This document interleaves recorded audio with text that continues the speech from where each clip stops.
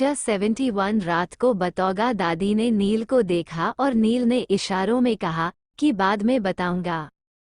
दादी ने नव्या को आवाज लगाकर कहा, नव्या ये दिशा है, इसे अंदर ले जाओ, फ्रेश हो जाएगी। दादी ने फिर रुद्र को देखकर कहा, अब किट्टू कर छोड़ दे, उसे भी फ्रेश होना है। दादी की बात सुनकर रुद्र के फेस पर एक स्माइल आ गई और किट्टू के चेहरे पर शर्म। रुद्र ने किट्टू का हाथ छोड़ दिया और किट्टू भी घर के अंदर चली गई। नील में दादी की तरफ देखकर कहा, दादी भूख लग रही है। अब आगे। दादी ने नील का हाथ झटकते हुए कहा, तो 2 जूती और खा ले। निहाल जो अपने गाल पर हाथ रखकर खड़ा था, उसे हंसी आ गई और उसने हंसते हुए कहा, ले नील, हो गई तेरी मुंह पर बेइज्जती। दादी ने निहाल को भी घूर कर देखा। निहाल ने बात को घुमाते हुए कहा, वह दादी भूख तो मुझे भी लग रही है, कल रात से बस सबको पिट रहे हैं, कुछ खाया नहीं है, मुझे बहुत कमजोरी महसूस हो रही है, कुछ खा लूंगा तो एनर्जी आ जाएगी। दादी ने अवनी को आवाज लगाते हुए कहा, अवनी घर के बाहर भिखारी आए हैं, इन्हें खाना खिला दो। नील निहाल ने एक दूसरे को देखकर एक साथ कहा, भिखारी। अगले ही पल दादी ने गार्डन में दरी बिछवा दी और सबको वहीं बैठकर खाने के लिए कह दिया। कल रात से रुद्र के किसी भी बाउंसर ने कुछ नहीं खाया था, इसीलिए सब के सब 1 सेकंड में ही बैठ गए। नील ने हैरान होते हुए कहा, दादी हम भी ऐसे खाएंगे? अवनी ने नील की बात पर हंसते हुए कहा, नहीं नहीं नील, आपके लिए अलग से टेबल लगेगी। नील ने मन ही मन कहा, अवनी तुम्हें तो मैं छोड़ा नहीं। दादी ने गुस्से में कहा, हाँ जब तक किट्टू नहीं चाहेगी तुम तीनों अंदर नहीं आओगे, अब खाना है तो खाओ, नहीं खाना तो जाओ यहाँ से। नील फिर वीर के पास जाकर बोला, वीर थोड़ा उधर हो, मैं भी यही बैठूंगा। थोड़ी देर बाद निहाल भी आ गया। निहाल ने कहा, अगर तू यहाँ खाएगा तो मुझे कौन सा दादी अंदर ले जाकर खिलाएगी, मैं भी यहीं बैठकर खा लूंगा। नील ने रुद्र का आवाज लगाते हुए कहा, रुद्र तूने भी कितने दिनों से ठीक से कुछ नहीं खाया है, आजा तू भी। निहाल ने कहा, आजा रुद्र, पिटाई तो सपने साथ में खा ली, अब खाना भी साथ ही खा लेते हैं। रुद्र भी आकर नील के बराबर में बैठ गया। शुभ खड़ा हुआ उन तीनों को देख रहा था। शुभ भी आकर निहाल के बराबर में बैठ गया। निहाल ने कहा, अब तू यहाँ क्यों बैठ गया, जा, तेरी थोड़ी ना पनिशमेंट है। शुभ ने कहा, भैया ये जो आपको मिली है ये पनिशमेंट थोड़ी है, ये तो दादी का रिवार्ड पॉइंट है। आप सबके साथ ऐसे बैठकर खाना खाने में मजा ही अलग है। शुभ ने निहाल को छेड़ते हुए कहा, वैसे भैया आपकी कबूतरी कैसी है? निहाल ने शुभ के सर को पकड़कर हिलाते हुए कहा, साले अंडे में से निकला नहीं है, बकवास करनी है, बताऊं तुझे कबूतरी कैसी है? सबसे पहले नील बैठा, फिर रुद्र, फिर निहाल, फिर शुभ, फिर उसके बाद जय और वीर और सारे बाउंसर बैठे हुए थे, सब लाइन में ही बैठे हुए थे। दादी ने चिल्लाते हुए कहा, रामू सब बैठ गए हैं, इन्हें टिंडे की सब्जी और रोटी पर परोस दो। निहाल इरिटेट होकर खड़ा होकर कहने लगा, दादी मैं नहीं खाऊंगा टिंडे की सब्जी। दादी ने गुस्से में कहा, नव्या निहाल के लिए ढोकला बना दे। रुद्र ने निहाल का हाथ पकड़कर बैठाते हुए कहा, आज दादी गुस्से में हैं, जो मिल रहा है खा ले। निहाल ने रुद्र को चिढ़कर देखते हुए कहा, तेरी वजह से ही खानी पड़ रही है टिंडे की सब्जी। नील ने धीरे से अवनी की तरफ देखकर कहा, अवनी टिंडे की सब्जी मैं भी नहीं खाऊंगा। अवनी ने भी धीरे से ही कहा, आपके लिए पिज्ज़ा ऑर्डर किया है, आता ही होगा।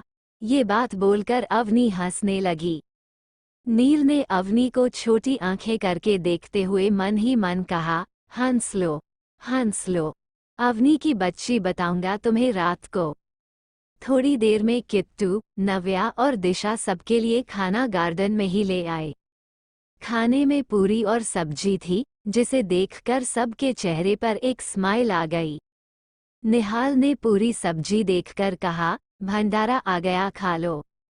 अवनी ने खाना जब नील के सामने परोसा तो नील ने अवनी का हाथ पकड़ लिया। नील ने अवनी को देखकर थोड़ा नाराजगी भरे लहजे में कहा, तुम्हें शर्म नहीं आती? रुद्र और किट्टू के बीच में इतनी प्रॉब्लम है, फिर भी किट्टू ने रुद्र के लिए पूरी सब्जी बनाई है और तुम वहाँ बैठी बैठी मेरे लिए पिज्ज़ा ऑर्डर कर रही हो। नील का हाथ पकड़ना अवनी को बहुत अच्छा लग रहा था, लेकिन फिर भी उसने कहा, नील दादी को बुलाऊं या हाथ छोड़ दोगे? नील ने अवनी का हाथ छोड़ दिया। किट्टू ने जब रुद्र को खाना परोसा तो रुद्र ने भी किट्टू का हाथ पकड़ लिया। किट्टू ने हैरानी से रुद्र को देखा। रुद्र ने किट्टू का कुछ कहा नहीं, बस अपनी एक आई ब्लिंक कर दी। किट्टू ने रुद्र से अपना हाथ छुड़ाने की कोशिश की, लेकिन रुद्र ने किट्टू का हाथ नहीं छोड़ा। रुद्र ने किट्टू का हाथ पकड़कर अपने गालों पर लगाया और फिर किट्टू के हथेली पर किस कर दिया। किट्टू को शर्म तो बहुत आ रही थी, लेकिन उसने अपने फेस पर आने नहीं दिया और झटके से अपना हाथ खींच लिया। निहाल नील और रुद्र को देख रहा था। निहाल ने मन ही मन नव्या को देखकर कहा, नव्या तुम भी अपना हाथ दे दो, मैं भी किस कर लूंगा। किट्टू ने नील की प्लेट में पूरी रखी तो उसे रुद्र ने उठा लिया। किट्टू ने फिर पूरी रखी, रुद्र ने फिर उठा ली। रुद्र की प्लेट से पूरियां निहाल उठा रहा था।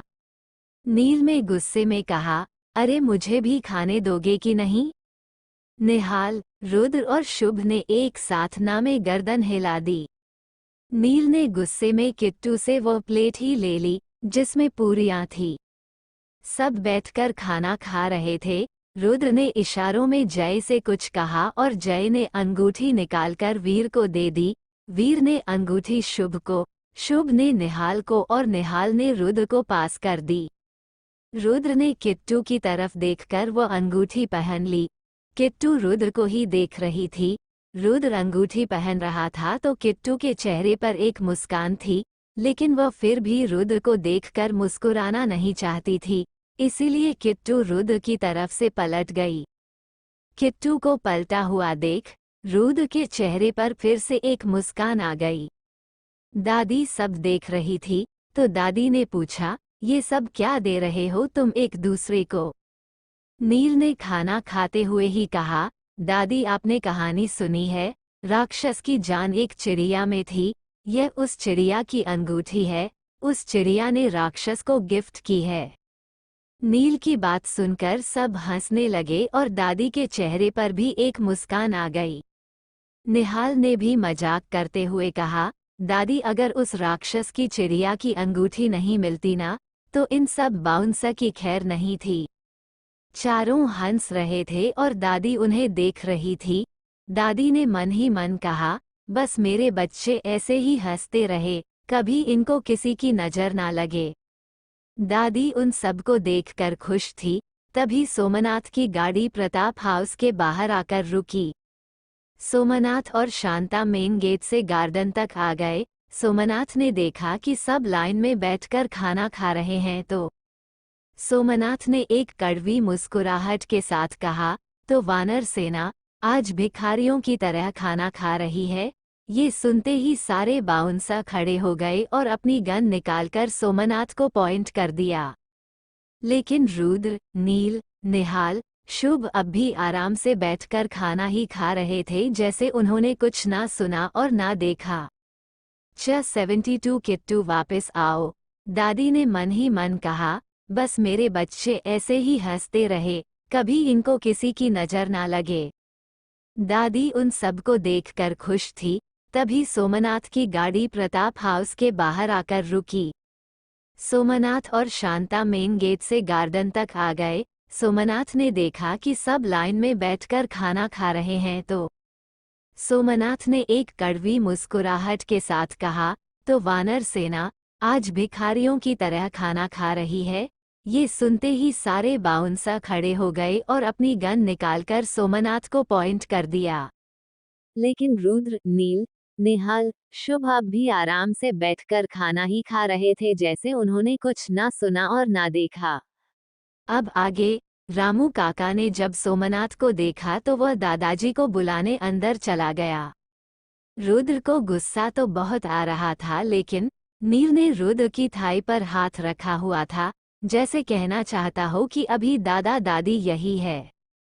नील ने धीरे से कहा, रुद्र दादा दादी हमसे पहले से ही गुस्से में है, अगर अभी कुछ रिजेक्ट करेंगे तो और ज्यादा गुस्सा हो जाएंगे, बाद में देखेंगे। रुद्र ने सर उठाकर सोमनाथ को देखा और अपनी सुलगती हुई आंखों में गुस्सा लिए कहने लगा, सोमनाथ अगर मैंने एक इशारा किया तो तुम्हारी लाश उठाने वाला भी कोई नहीं होगा। निहाल में मन ही मन कहा, रुद्र इशारा मत करियो वरना दादी इस बार हमें गोलियों से भून देगी, फिर हमारी लाश उठाने वाला भी कोई नहीं होगा। नील ने फिर से रुद्र के थाई को हल्के से दबा दिया। तभी घर के अंदर से दादाजी आते हुए दिखाई दिए। सारे बाउंसर ने एक सेकंड में अपनी बंदूक अपनी जेब में रखी और दोबारा से पंगत में बैठ गए। दादाजी को सोमनाथ की वानर सेना वाली बात रामू ने अंदर जाके बता दी थी। दादाजी ने आकर कहा, सोमनाथ सही कहा तुमने, वानर सेना ही तो है ये सब। दादाजी ने रुद्र की तरफ इशारा करते हुए कहा, यह मेरा राम है, पर इसमें गुण परशुराम के हैं। दादाजी ने फिर नील की तरफ इशारा करते हुए कहा, यह मेरा लक्ष्मण है और इसमें गुण भी लक्ष्मण के ही हैं।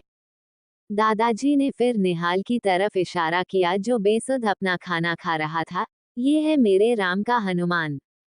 निहाल ने दादाजी को देखा और फिर धीरे से कहा, मैं हनुमान नहीं बनूंगा, उन्होंने शादी नहीं की थी। शुभ ने दी धीरे से कहा, भैया हर टाइम मजाक, सिचुएशन तो देख लो कैसी है। दादाजी ने सुन लिया तो अभी मार मार के बंदर बना देंगे। दादाजी ने आखिरी इशारा शुभ की तरफ करके कहा, ये है मेरा आंगद, दिखने में शांत है पर शांत है नहीं। दादाजी ने एटीट्यूड के साथ कहा, रुद्र की वानर सेना में नल नील भी हैं, वह देखो वह बैठे। दादाजी ने भी जय और वीर की तरफ इशारा कर दिया। दादी ने भी एटीट्यूड के साथ कहा, तो ये तो है हमारी वानर सेना और तुम ठहरे रावण, जिसका अंत इन्हें करना है। रावण सुनकर सोमनाथ की भौहें तन गई। नील ने धीरे से रुद्र के कान में कहा, रुद्र सोमनाथ को ऐसे ही भाषा समझ आती है, हर टाइम गुस्सा करना ठीक नहीं। थोड़ी देर में सबने खाना खा लिया और सब उठकर खड़े हो गए। लेकिन निहाल अब भी खाना ही खा रहा था। नील ने निहाल का हाथ पकड़कर उठाते हुए कहा, अबे कितना खाएगा, उठ जा। निहाल में अपने आइस बीलिंग करते हुए कहा, अरे हनुमान जितना तो खाऊंगा ही। दादी ने बात को नॉर्मल करते हुए कहा, सोमनाथ चलो अंदर चलो, समधी हो हमारे, पहली बार घर आए हो, थोड़ी खातिरदारी तो हमें भी करने दो। शांता ने थोड़ा गुस्से में कहा, नहीं हम बैठने नहीं आए, किट्टू को ले जाने आए हैं। ये सुनकर रुद्र की भौहें तन गई। रुद्र ने कहा, और किस हक से आए हैं आप किट्टू को लेने? सोमनाथ ने भी एटीट्यूड के साथ कहा, तुम मेरी बेटी को खुश नहीं रख रहे, तुमने मेरी बेटी को डाइवोर्स दे दिया, अब मैं अपनी बेटी को यहाँ से लेकर जाना चाहता हूँ। दादाजी ने कहा, कात्यायनी तुम्हारे साथ नहीं जाएगी, अब वो इस घर की बहू है। शांता ने ताने मारते हुए कहा, आपको इतनी महीना बाद याद आया कि किट्टू इस घर की बहू है। दादी ने भी पूरे एटीट्यूड के साथ कहा, शांता तुम्हें भी तो इतनी महीना बाद याद आया कि किट्टू तुम्हारी बेटी है। किट्टू उन सबको देखकर चुपचाप सहमी हुई एक कोने में खड़ी थी। सोमनाथ ने कहा, तो किट्टू से ही पूछ लेते हैं, वो कहाँ रहना चाहती है। सोमनाथ ने गुस्से भरी आवाज में किट्टू से कहा, किट्टू हमारे साथ चलो। शांता ने सोमनाथ का हाथ पकड़कर दबा दिया, जैसे कह रही हो अभी गुस्सा मत करो। शांता ने बड़े प्यार से कहा, किट्टू हमारे साथ चलो। बेटा क्या तुम रुद्र के साथ रहना चाहती हो, जिसने तुम्हें थप्पड़ मारा था? रुद्र तुम्हें प्यार नहीं करता, देखो तुमसे कितना काम करवाया इसने, चलो हमारे साथ चलो, मेरी फूल सी बच्ची का क्या बना दिया। शांता की बात सुनकर तो निहाल को भी गुस्सा आने लगा। शांता ने किट्टू का हाथ पकड़ा और गेट की तरफ ले जाने लगी। शुभ ने मन ही मन कहा, ये तो सच में राम की सीता को ले जा रहे हैं। रुद्र कुछ रिएक्ट करता उससे पहले ही दादी ने रुद्र का हाथ पकड़कर कहा, रुद्र अगर किट्टू तुम्हें प्यार करती है तो वह खुद तुम्हारे पास आएगी, और अगर वह तुम्हारे पास नहीं आई तो वह तुम्हें प्यार नहीं करती। तुम पहले ही उसकी जिंदगी नरक बना चुके हो, किट्टू को अपनी जिंदगी का फैसला खुद लेने दो। रुद्र ने गुस्से में दांत पीसकर दादी की तरफ देखकर कहा, दादी किट्टू सोमनाथ के साथ नहीं जाएगी। दादी के ऊपर रुद्र के गुस्से का कोई असर नहीं हुआ, दादी ने रुद्र का हाथ नहीं छोड़ा। शांता किट्टू को खींचकर ले जा रही थी। रुद्र ने मन ही मन कहा, खरगोश वापस आ जाओ, किट्टू तुम्हें वादा करता हूँ, तुम्हारी आंखों में आज के बाद आंसू नहीं आएंगे। किट्टू प्लीज अपने रुद्र के पास वापस आ जाओ, किट्टू वो लोग अच्छे नहीं है, किट्टू रुद्र नहीं रह पाएगा तुम्हारे बिना, वापस आओ किट्टू। किट्टू को जाते देख नील ने भी मन ही मन कहा, बच्चा वापस आ जाओ, बच्चा तुम्हारी आदत हो गई है हम सबको, वापस आओ। निहाल ने भी मन मन में कहा, किट्टू भाभी वापस आओ, किट्टू रुद्र नहीं रह पाएगा तुम्हारे बिना, मैंने देखा है रुद्र की आंखों में तुम्हारे लिए प्यार, मैंने तड़पता हुआ देखा है उसे, वापस आओ किट्टू। किट्टू जा रही थी और किट्टू की आंखों से पानी बह रहा था। मेन गेट पार करने से पहले ही किट्टू ने शांता के हाथ पर काट लिया। शांता ने दर्द से चिल्लाकर किट्टू का हाथ छोड़ दिया। किट्टू भागती हुई रुद्र के पास आने लगी। कुछ ही सेकंड बाद किट्टू रुद्र के गले लग गई और जोर जोर से रोने लगी। रुद्र को तो जैसे सुकून मिल गया। रुद्र ने किट्टू को कसकर गले लगा लिया, जैसे आज ही उसे अपने सीने में छुपा लेगा। किट्टू ने रोते हुए अपना चेहरा थोड़ा सा ऊपर किया और रुद्र की तरफ नामे गर्दन हिला दी, जैसे कहना चाहती हो मैं नहीं जाना चाहती। रुद्र ने किट्टू के आंसू साफ किया और उसके गाल को हल्का सा रब करते हुए कहा, कुछ नहीं होगा किट्टू, मैं हूं ना, कोई लेकर नहीं जाएगा तुम्हें। रुद्र ने किट्टू को अब भी अपने सीने से लगाया हुआ था और गुस्से में सोमनाथ की तरफ देखकर कहा, अब तो किसी के बाप में इतनी हिम्मत नहीं है जो किट्टू को रुद्र से दूर कर दे। दादाजी ने कहा, सोमनाथ कात्यायनी तुम्हारे साथ नहीं जाना चाहती, अब तुम इस घर से जा सकते हो। दादी ने भी अपने दोनों हाथ बांधकर एटीट्यूड के साथ कहा, संजय के पिताजी, सोमनाथ हमारे समधी है, इनकी खातिरदारी करना हमारा फर्ज है, चलो सोमनाथ अंदर चलो, थोड़ी खातिरदारी करने का मौका हमें भी दे दो, आखिर तुमने बेटी ब्याही है इस घर में। सोमनाथ और शांता गुस्से में दादा दादी को देख रहे थे। सोमनाथ और शांता वहां से जाने के लिए मुड़े ही थे कि दादाजी ने फिर कहा, सोमनाथ दूसरों के घर में आग लगाकर बहुत हाथ सेक लिए तुमने, अब हाथ सेकने की बारी हमारी है, रुद्र से बचकर रहना, क्योंकि रुद्र छोड़ेगा नहीं तुम्हें।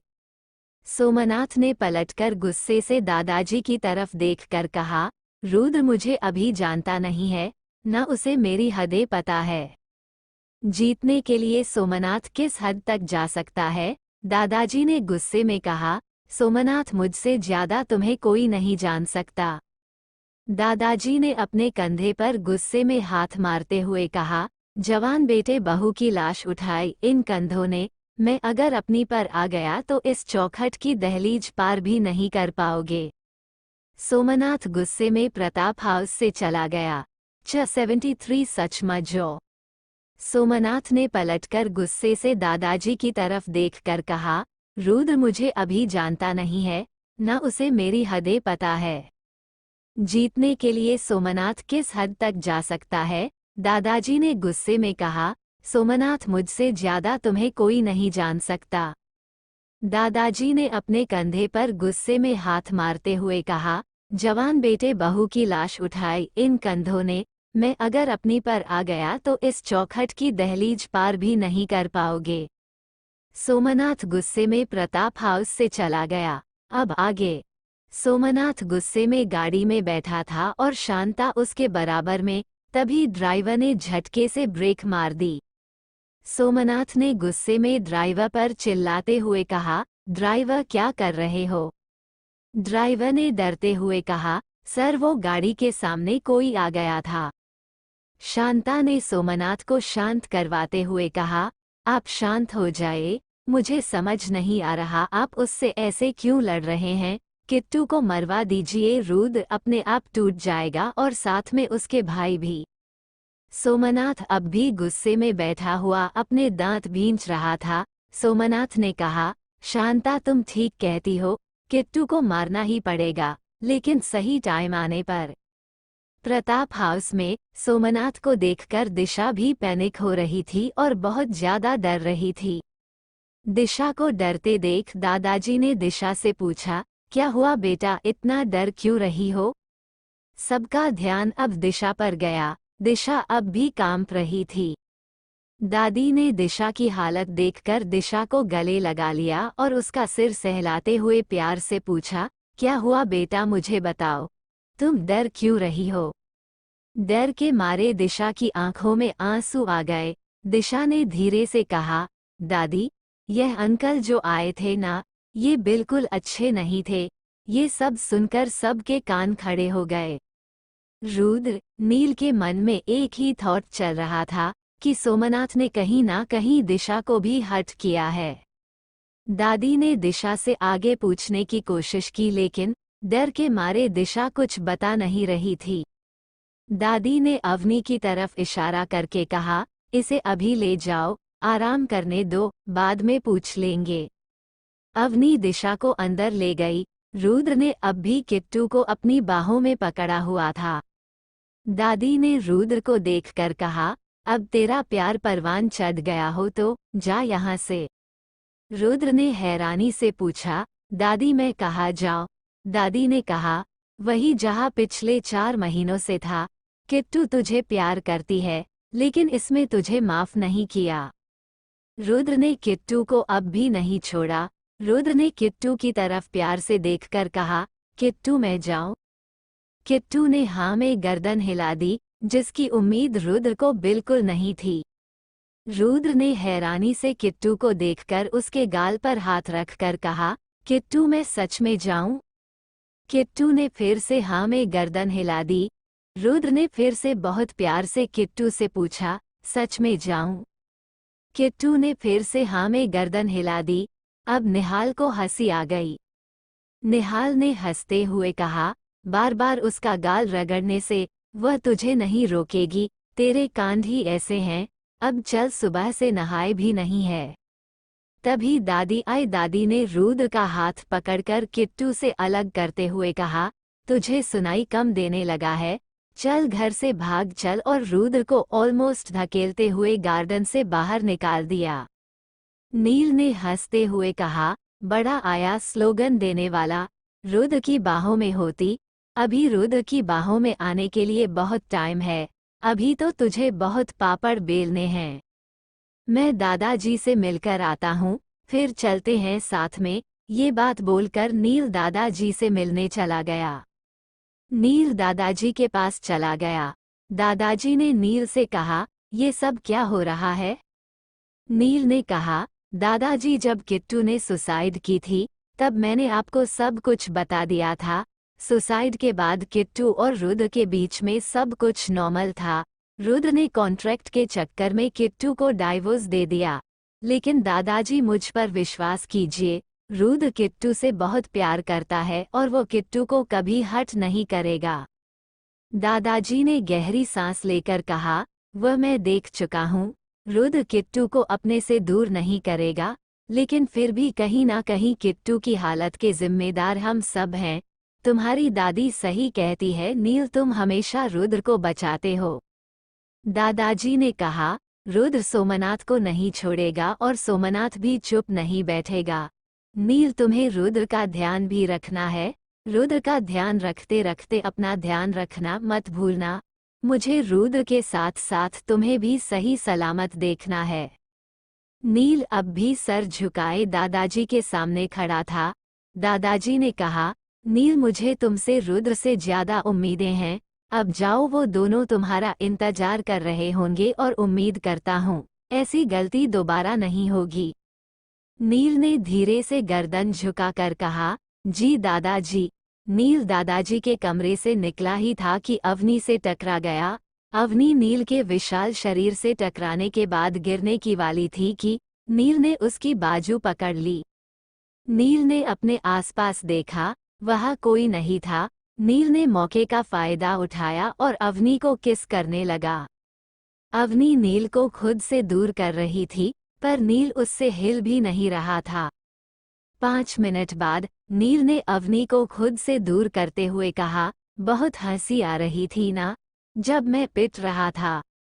नील की किस करने से अवनी के गाल सेब बन गए थे। वो नील को देख नहीं रही थी। नील ने अवनी के गालों को किस करते हुए कहा, बाकी आज रात को तुम गई, बाकी हिसाब रात को पूरा करूंगा। नील इतना कहकर अवनी को पॉइंट करता हुआ घर से बाहर चला गया। तीनों गाड़ी में बैठकर फार्म हाउस आ गए।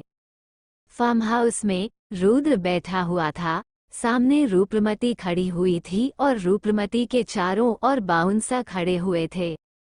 निहाल ने उन्हें देखकर अलसाई सी आवाज में कहा, मैं तो सोने जा रहा हूँ, जो करना है कर लो।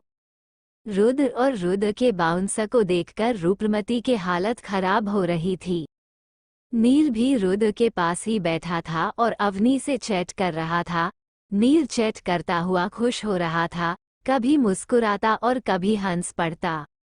रूपमती एक बार रुद्र को देखती और एक बार नील को, फिर अपना सलाइवा घटक लेती। नील ने अपने फोन स्क्रीन को देखते हुए कहा, देख क्या रहा है, 2 गोली मार दे इसके सिर में, नहीं तो पता नहीं कितनी लड़कियों की जिंदगी खराब करेगी। रुद्र ने कहा, तो रूपमती सोमनाथ और दिशा के बारे में कितना जानती हो बता दो। वीर ने हंसते हुए कहा, सर यह क्या बताएगी, इसके और सोमनाथ के नाजायज संबंध है। ये सुनते ही नील जोर जोर से हंसने लगा। रुद्र ने नील को देखा तो नील ने हंसते हुए कहा, यार तेरे ससुर ने भी कोई कांड ऐसा नहीं है जो ना किया हो। तेरी सास तो बहुत सुंदर है, फिर भी वो बाहर मुंह मारता फिरता है। अच्छा हुआ निहाल यहाँ नहीं है, वरना वो 2 कमेंट और पास करता। रुद्र ने गुस्से से रूपवती की तरफ देखा। रूपवती जितना भी दिशा और सोमनाथ के बारे में जानती थी, वह सब कुछ रुद्र को बताने लगी। रुद्र, नील जैसे जैसे उसकी बात सुन रहे थे, रुद्र और नील की आंखें बड़ी होती जा रही थी।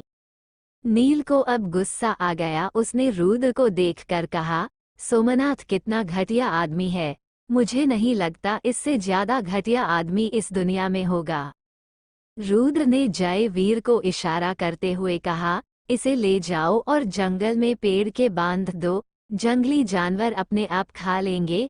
रूपमती चिल्लाती रही लेकिन रुद्र पर असर नहीं हुआ। रुद्र के बाउंसर उसे खींच कर ले गए। रुद्र ने नील को देखा जो अब भी मुस्कुरा रहा था। रुद्र ने कहा, ऐसा क्या पड़ रहा है जो इतना मुस्कुरा रहा है? नील ने कहा, अवनी से चैट कर रहा हूँ। रुद्र ने मन ही मन कहा, चैट तो मैं भी कर सकता हूँ, लेकिन किट्टू के पास तो मोबाइल ही नहीं है। रुद्र अपने ही ख्यालों में था कि नील ने उसके कंधे पर हाथ रखकर कहा, मैं आज रात अवनी से मिलने जाऊंगा, तुझे चलाना है? 74 आशिक खिड़की से ही जाते हैं। रुद्र ने जय वीर को इशारा करते हुए कहा, इसे ले जाओ और जंगल में पेड़ के बांध दो, जंगली जानवर अपने आप खा लेंगे। रूपमती चिल्लाती रही लेकिन रुद्र पर असर नहीं हुआ। रुद्र के बाउंसर उसे खींच कर ले गए। रुद्र ने नील को देखा जो अब भी मुस्कुरा रहा था। रुद्र ने कहा, ऐसा क्या पड़ रहा है जो इतना मुस्कुरा रहा है? नील ने कहा, अवनी से चैट कर रहा हूँ। रुद्र ने मन ही मन कहा, चैट तो मैं भी कर सकता हूँ, लेकिन किट्टू के पास तो मोबाइल ही नहीं है। रुद्र अपने ही ख्यालों में था कि नील ने उसके कंधे पर हाथ रखकर कहा, मैं आज रात अवनी से मिलने जाऊंगा, तुझे चलना है? अब आगे। नील की बात सुनकर रुद्र के फेस पर एक स्माइल आ गई और नील समझ गया कि रुद्र भी जाएगा। रुद्र और नील के फोन में नोटिफिकेशन आया और दोनों ने अपना फोन चेक किया। विराट और चिराग दोनों की वीडियो वायरल हो चुकी थी। दोनों के फेस पर एक जीत की मुस्कान आ गई। फिर दोनों अपने अपने कमरे में चले गए। रात का वक्त। नील ने आज ग्रे कलर की टी शर्ट और ब्लू जीन्स पहनी थी। बालों को जेल से सेट किया, परफ्यूम लगाया, होठों पर एक बड़ी सी स्माइल, चेहरे पर अवनी से मिलने की एक्साइटमेंट। नील कम ही रेडी हुआ करता था, लेकिन जब वो रेडी होता था तब वो बहुत स्मार्ट लगता था। नील बहुत अच्छे से रेडी होकर हॉल में रुद्र का इंतजार कर रहा था। रुद्र नीचे आया तो उसने लोअर टी शर्ट ही पहना हुआ था। रुद्र ने नील को देखकर कहा, तुम इतने अच्छे से तैयार होकर कहाँ जा रहे हो? नील ने कहा, बताया तो था अवनी से मिलने। रुद्र ने हैरानी से कहा, इतने अच्छे से तैयार होकर? नील ने अपने सर पर हाथ मारकर कहा, लड़कियों से ऐसे ही मिलने जाते हैं। तभी निहाल भी वहां आ गया। निहाल ने उन दोनों को देखकर कहा, तुम दोनों मेरे बिना कहाँ जा रहे हो? नील ने निहाल के कंधे पर हाथ मारकर कहा, साले साहब, मैं अवनी से मिलने और रुद्र किट्टू से मिलने जा रहा है। निहाल ने मन ही मन कहा, मैं भी नव्या से मिल लूंगा। निहाल अपने ख्यालों से बाहर आया और नील से कहने लगा, अंडस्को, मैं भी चलूंगा यार, मैं अकेला बोर हो जाऊंगा। मैं भी तुम दोनों के साथ चलूंगा। मैं भी तैयार होकर आता हूँ। और निहाल भी बहुत अच्छे से तैयार होकर आ गया। निहाल ने लेमन कलर की फुल बाजू की टी शर्ट और ब्लैक कलर की जीन्स पहनी थी और निहाल भी बहुत ज्यादा डैशिंग लग रहा था, जिसे देखकर नील को शक हो गया।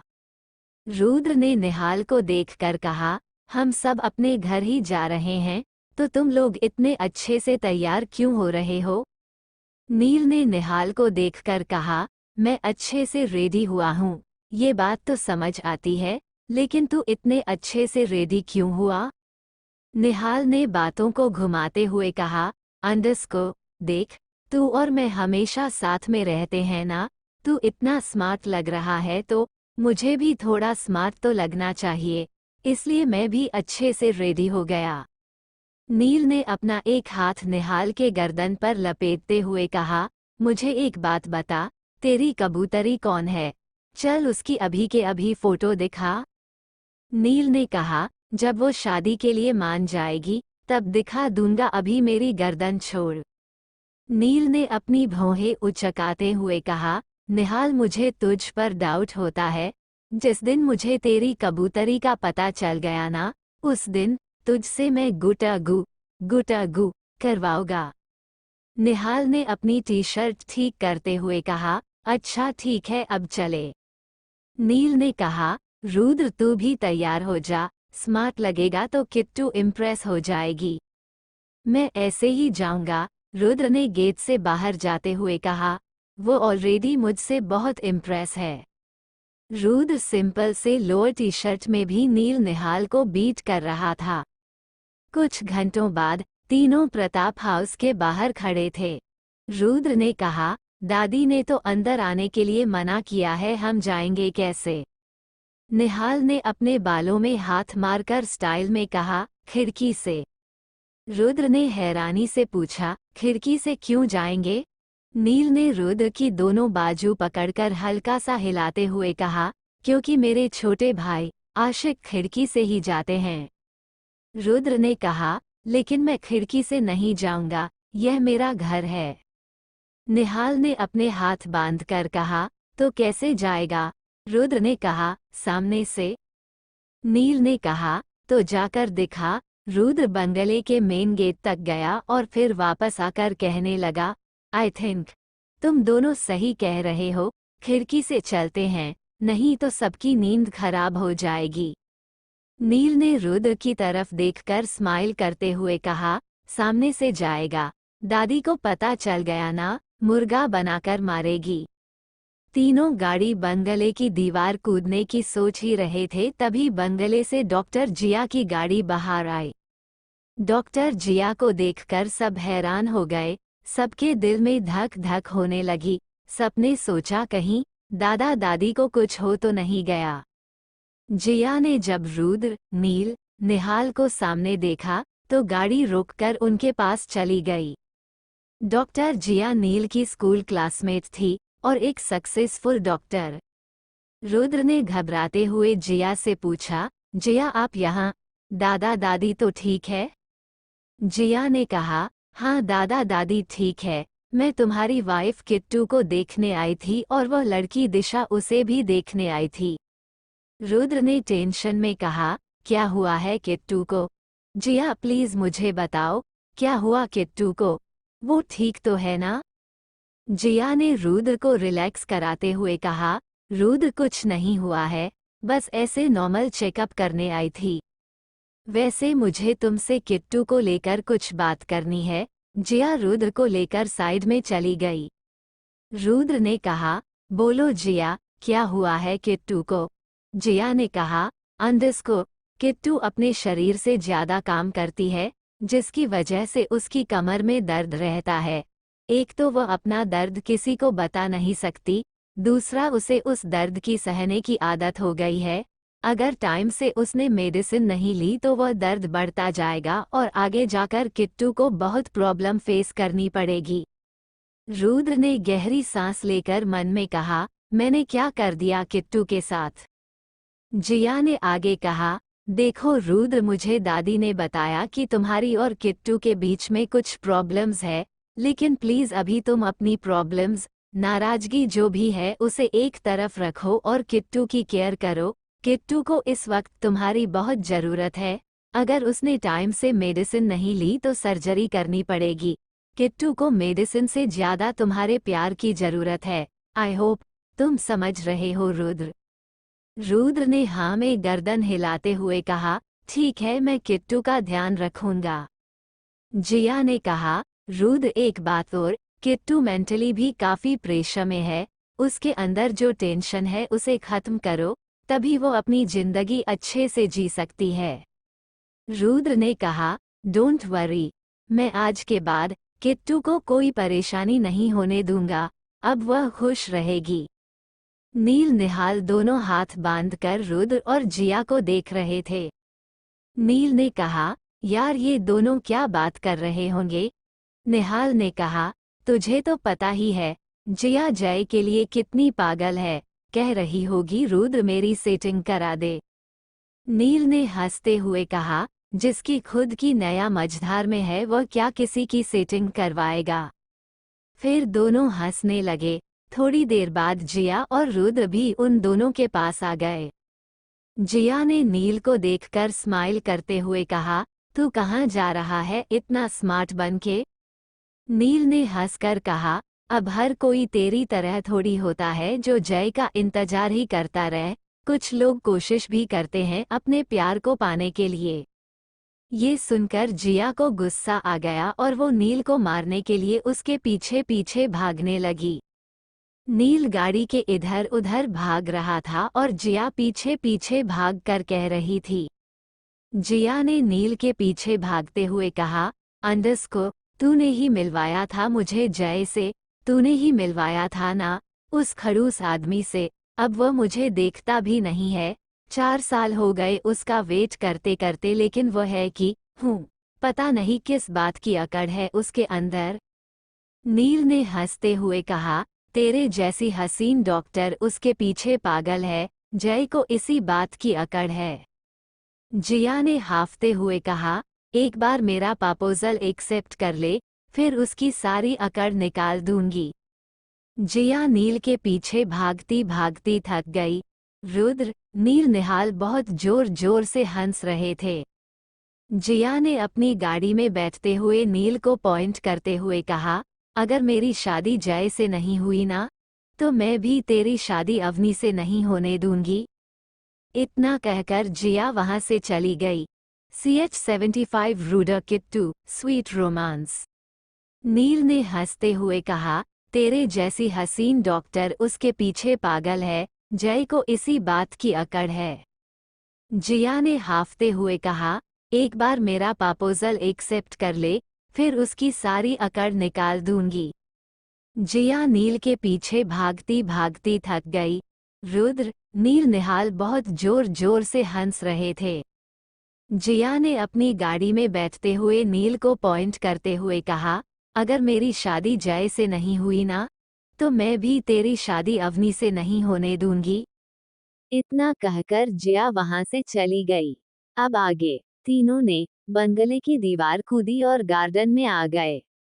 तीनों खड़े हुए बालकनी को घूर रहे थे। निहाल ने कहा, अब ऊपर कैसे जाएंगे?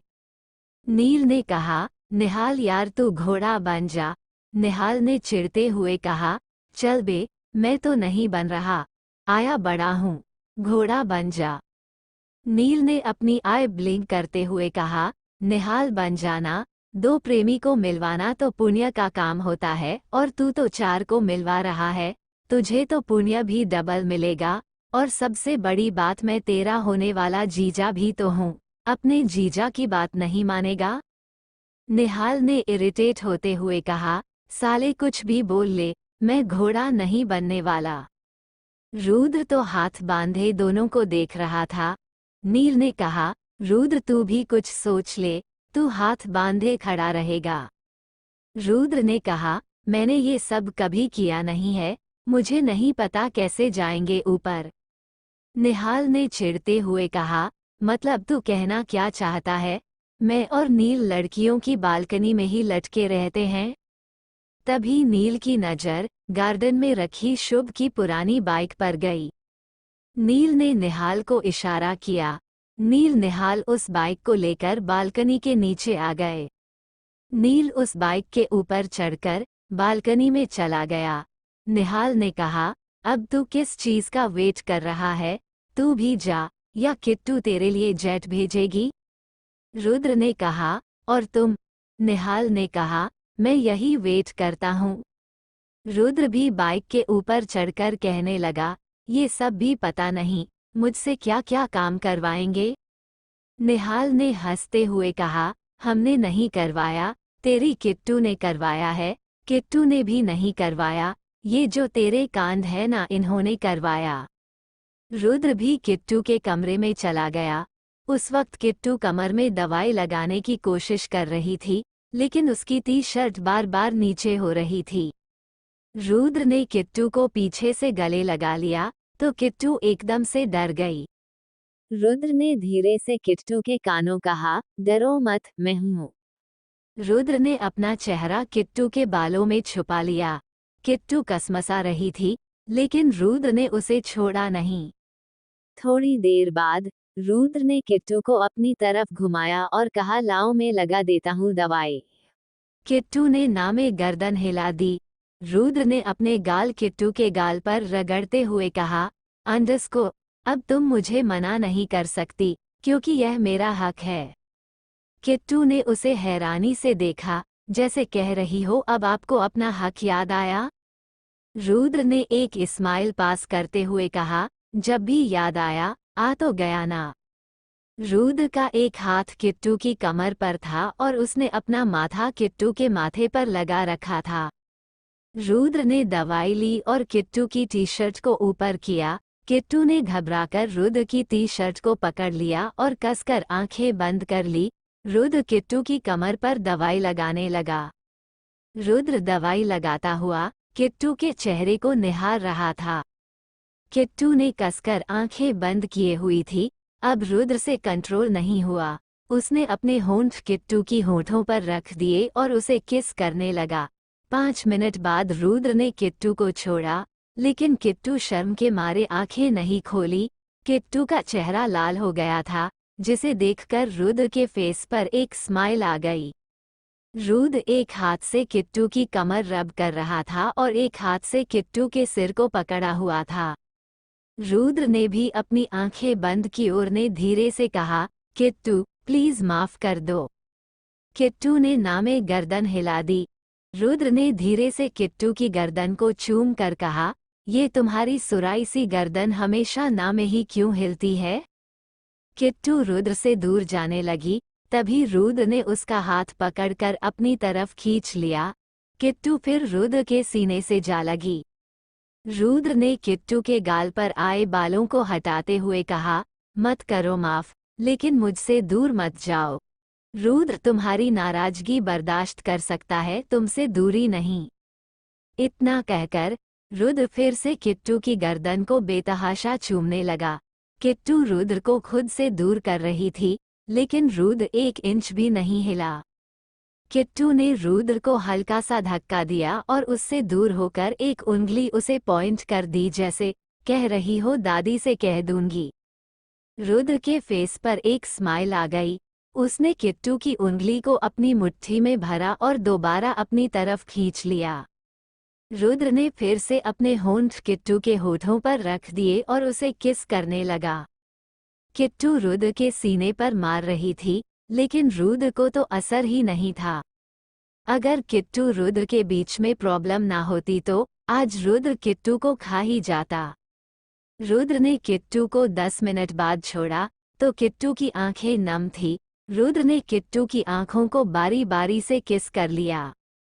रुद्र ने किट्टू के आंसू से पोंछते हुए कहा, अंडस को बस। किट्टू बहुत रो लिया, बहुत खुद को हट कर लिया, बहुत कुछ झेल लिया। अब नहीं, आज के बाद रोना मत। तुम रोती हो तो रुद्र के सीने में दर्द होता है। रुद्र ने अपनी जेब से एक मोबाइल निकालकर किट्टू को देते हुए कहा, ये लो, ये तुम्हारा फ़ोन है। फ़ोन देखकर किट्टू थोड़ा खुश हो गई और उसने इशारों में कहा कि ये फ़ोन सच में मेरा है? रुद्र ने कहा, हाँ सच में तुम्हारा है। रुद्र ने कहा, इसमें मेरा नंबर और सारी फैमिली मेंबर का फ़ोन नंबर सेव है, जब भी किसी से बात करनी हो चैट कर लेना। किट्टू के चेहरे पर एक छोटी सी मुस्कान आ गई और उसने हाँ में गर्दन हिला दी। किट्टू फ़ोन देखने लगी। उसके पास पहली बार अपना पर्सनल फ़ोन था। रुद्र किट्टू को देख रहा था और किट्टू बेसुध होकर अपना फ़ोन देख रही थी। किट्टू फ़ोन देखते देखते स्क्रीन स्क्रॉल करती हुई सोफे पर बैठ गई। किट्टू भूल गई कि रुद्र भी उस कमरे में है। रुद्र को किट्टू की इस हरकत पर थोड़ा गुस्सा आया। उसने किट्टू से फ़ोन लेकर साइड में रख दिया। रुद्र ने कहा, खरगोश ये फ़ोन तब देखना जब मैं नहीं होऊंगा, अभी मैं हूं ना, मुझे देखो। किट्टू थोड़ा नाराज हो गई। रुद्र ने कहा, अंडस को मैं तुम्हारी ऐसी नाराजगी से नहीं डरता, समझी? रुद्र ने अगले ही पल किट्टू को अपनी गोद में उठा लिया। रुद्र ने किट्टू को बेड पर लेटा दिया और खुद किट्टू के ऊपर आ गया। रुद्र ने अपनी नाक के किट्टू की नाक से रब करते हुए कहा, अंडस को मैंने तुम्हें गिफ्ट दिया है, तो बदले में तुम मुझे कुछ दो। किट्टू रुद्र की सारी बातें समझ रही थी। किट्टू ने अपने दोनों हाथ रुद्र के सीने पर रखे और खुद से दूर करने लगी। रुद्र के चेहरे पर फिर से एक मुस्कान आ गई। उसने कहा, अंडस को किट्टू मैं तुमसे हिलूंगा भी नहीं, इसीलिए स्ट्रगल करना बंद कर दो, जो कर रहा हूं करने दो। रुद्र ने अगले ही पल अपने होठ किट्टू के होठों पर रख दिए और उसका लोअर लिप सक करने लगा। रुद्र के ऐसा करने से किट्टू मदहोश हो रही थी, लेकिन वह मदहोश होना नहीं चाहती थी, इसीलिए वह बार बार रुद्र को खुद से दूर कर रही थी। रुद्र किट्टू की हालत समझ रहा था और मन ही मन खुश हो रहा था। रुद्र ने किट्टू के होठों को छोड़कर कहा, मत करो माफ, एंजॉय तो कर लो। किट्टू ने रुद्र को गुस्से से देखा, जैसे कह रहे हो, कितने बेशर्म हो आप। रुद्र ने अपना गाल किट्टू के गाल पर लगाते हुए कहा, बेशर्म भी तो तुमने बनाया है, मैं तो हार्टलेस था। रुद्र ने करवट लेकर किट्टू को अपने ऊपर लेटा लिया और उसकी कमर सहलाने लगा। रुद्र की कमर सहलाने से किट्टू को बहुत आराम मिल रहा था। किट्टू ने अपनी थोड़ी सी गर्दन उठाकर रुद्र को देखा और उसके चेहरे पर एक मुस्कान आ गई। रुद्र ने किट्टू को मुस्कुराते हुए देखा तो एक मीठी मुस्कान के साथ कहा, अगर मुझे देखकर ऐसे ही मुस्कुराओगी तो आज ही माफ कर दोगी। किट्टू ने अपनी गर्दन उठाई और नामें हिला दी। रुद्र ने किट्टू को देखकर कहा, इतना झूठ नहीं बोलते किट्टू, पाप लगता है। पाप सुनकर किट्टू को हंसी आ गई और थोड़ा थोड़ा हंसने लगी। रुद्र किट्टू को फिर से करवट लेकर अपने नीचे ले आया। रुद्र ने किट्टू के गाल पर अपना हाथ फेरते हुए कहा, किट्टू सुबह से कुछ नहीं खाया, भूख लगी है। सुबह जो तुमने बनाया था वही खाया है। किट्टू ने हैरानी से रुद्र को देखा और उठकर जाने लगी। वह गेट तक ही गई थी कि वापस आकर रुद्र को फिर से गुस्से से देखने लगी, जैसे कह रही हो, मैं आपके लिए खाना क्यों बनाऊं? मैं तो आपसे नाराज हूं ना। रुद्र ने किट्टू के गालों पर किस करते हुए कहा, ठीक है तो मैं बना देता हूँ, मक्का की रोटी सरसों का साग। किट्टू को फिर से हंसी आ गई और किट्टू हंसने लगी। किट्टू को हंसता हुआ देख रुद्र को बहुत सुकून मिल रहा था। रुद्र ने अपने दोनों हाथ किट्टू की कमर पर लपेटकर कहा, खरगोश बस अब ऐसे ही हंसती रहना, तुम मुझे माफ नहीं करना चाहती मत करना, मेरे करीब नहीं आना चाहती मत आना, लेकिन हंसती रहना, बिल्कुल ऐसे ही। किट्टू ने अपना मोबाइल उठाया, उस पर कुछ टाइप किया। रुद्र ने अपना फोन चेक किया तो किट्टू का मैसेज था। रुद्र ने किट्टू का मैसेज पढ़ा, उसमें लिखा था, आप जाइए मेरे लिए फ्राइड राइस बनाकर लाइए। रुद्र ने की मैसेज पढ़कर किट्टू को देखकर कहा, जो हुकुम शहजादी, लेकिन तुम्हें मेरे साथ किचन में आना होगा। रुद्र ने किट्टू को गोद में उठाया और किचन की तरफ आने लगा। किट्टू हैरानी से रुद्र को देखने लगी। रुद्र ने कहा, डोंट वरी, सब सो रहे हैं, किसी को कुछ पता नहीं चलेगा। 76 कंट्रोल NHI करूंगा। रुद्र ने अपने दोनों हाथ किट्टू की कमर पर लपेटकर कहा, खरगोश बस अब ऐसे ही हंसती रहना, तुम मुझे माफ नहीं करना चाहती मत करना, मेरे करीब नहीं आना चाहती मत आना, लेकिन हंसती रहना, बिल्कुल ऐसे ही। किट्टू ने अपना मोबाइल उठाया, उस पर कुछ टाइप किया। रुद्र ने अपना फोन चेक किया तो किट्टू का मैसेज था। रुद्र ने किट्टू का मैसेज पढ़ा, उसमें लिखा था, आप जाइए मेरे लिए फ्राइड राइस बनाकर लाइए। रुद्र ने की मैसेज पढ़कर किट्टू को देखकर कहा, जो हुकुम शहजादी, लेकिन तुम्हें मेरे साथ किचन में आना होगा। रुद्र ने किट्टू को गोद में उठाया और किचन की तरफ आने लगा। किट्टू हैरानी से रुद्र को देखने लगी। रुद्र ने कहा, डोंट वरी, सब सो रहे हैं, किसी को कुछ पता नहीं चलेगा। अब आगे। नील जब अवनी के कमरे में गया तो उसने देखा अवनी ने अपने सारे कपड़े बेड पर फैला रखे थे। अवनी कपड़े अरेंज कर रही थी। नील कमरे में गया तो अवनी को महसूस हो गया कि नील है। अवनी ने नील की तरफ देखे बिना कहा, आइए आपका इंतजार था। नील के फेस पर एक स्माइल आ गई। नील ने कहा, सच्ची? नील अवनी के बेड पर लेट गया, जहां पहले से ही अवनी के कपड़े बिखरे हुए थे। अवनी को गुस्सा आ गया। उसने नील का हाथ पकड़कर उठाते हुए कहा, उठो यहाँ से, मुझे मेरे कपड़े अरेंज करने। नील ने अवनी को चिढ़ाते हुए कहा, तुमने आज कपड़ों का बाजार क्यों लगा रखा है? वैसे यह अपने सारे कपड़े पहनती कब हो तुम? मैं तो हमेशा तुम्हें लोवर टी शर्ट में ही देखता हूँ। मैंने कहा था मैं आऊँगा, फिर भी तुमने ये सब फैला कर रखा हुआ है। नील अवनी के कपड़ों को साइड करके बेड पर लेट गया। नील ने अवनी की अपर पार्ट का इनर उठाते हुए कहा, अवनी ये क्या है? अवनी ने झटके से नील के हाथ से वह छीन कर कहा, तमीज नहीं है आपको। नील के फेस पर एक स्माइल आ गई। नील ने थोड़ी देर बाद अब अवनी के लोअर पार्ट के इनर को उठाते हुए कहा, और यह क्या है? अवनी ने नील से अपनी इनर छीनते हुए कहा, अंडरस्को। नील आप कुछ ज्यादा ही बेशर्म हो गए हो। छोड़ो इसे, जैसे आपको नहीं पता ये क्या है। उस रात इतना बोल अवनी चुप हो गई है, उसके चेहरे पर उदासी आ गई। नील ने अवनी का हाथ पकड़कर खींचा और अवनी नील के ऊपर आ गई। नील ने करवट लेकर अवनी को अपने नीचे कर लिया। नील अवनी के चेहरे पर हाथ रखकर कहने लगा, मैं जानता हूँ मैंने बहुत गलत किया है, बहुत ज़्यादा गलत, और मैंने ये भी कहा था कि तुम कहोगी तो खुद को जान से भी मार लूँगा, लेकिन मुझसे तुम्हारी उदास नहीं देखी जाती। तुम मुझे जो सज़ा देना चाहते हो दे सकती हो, जो कहोगी वही करूँगा, बस उदास मत रहा करो। अवनी की आंखों में आंसू आ गए। अवनी ने कहा, हटो नील, मुझे काम है। नील ने कहा, नहीं हटूंगा जब तक तुम मुझे बताओगे नहीं कि तुम इतना उदास क्यों है, क्या हुआ है बताओ मुझे, सुबह तो ठीक थी। अब अवनी की आंखों में से एक आंसू बह गया। अवनी ने कहा, मैंने मेरे पीरियड मिस कर दिए। नील ने हैरानी से कहा, तो? अवनी ने कहा, तो ये कि maybe I am pregnant. Neel उठकर जाने लगा तो अवनी ने अपने दोनों हाथ से नील का एक हाथ पकड़कर पूछा, अब कहाँ जा रहे हो? नील ने कहा, दादी से मिलने।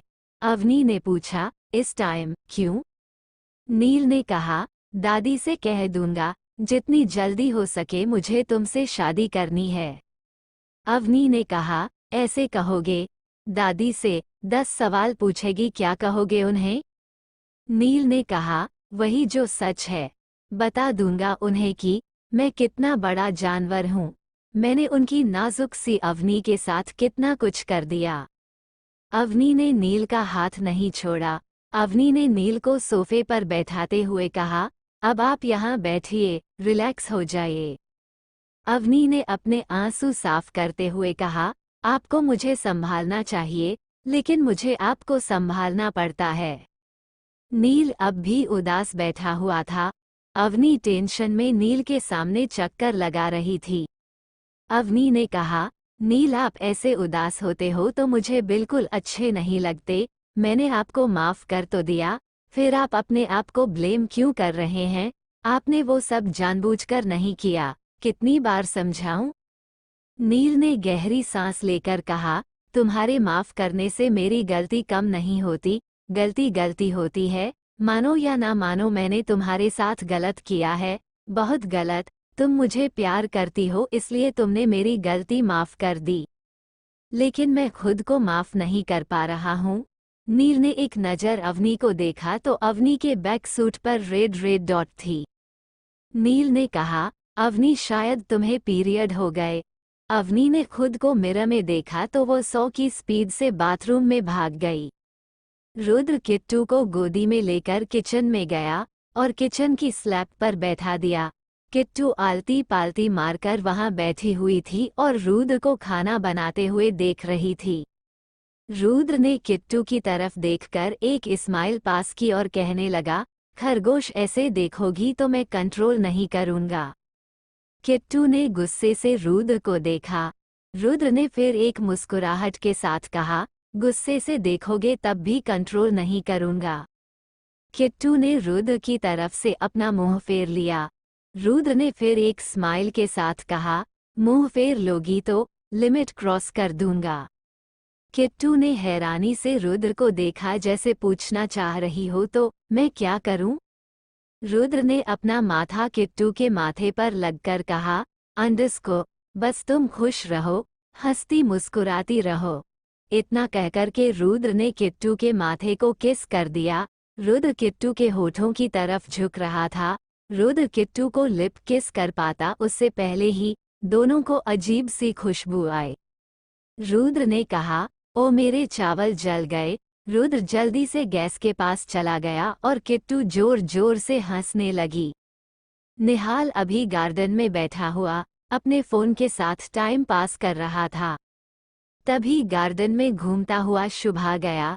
शुभ ने निहाल को देखा और हैरानी से पूछा, भैया आप ये क्या कर रहे हैं?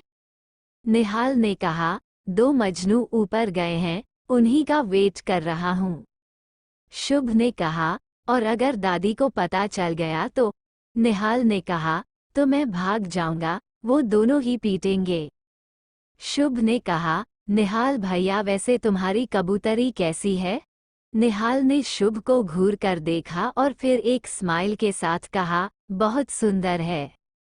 शुभ को अब निहाल को छेड़ने का मौका नहीं मिला। शुभ ने कहा, भैया यहाँ कहाँ वेट कर रहे हैं?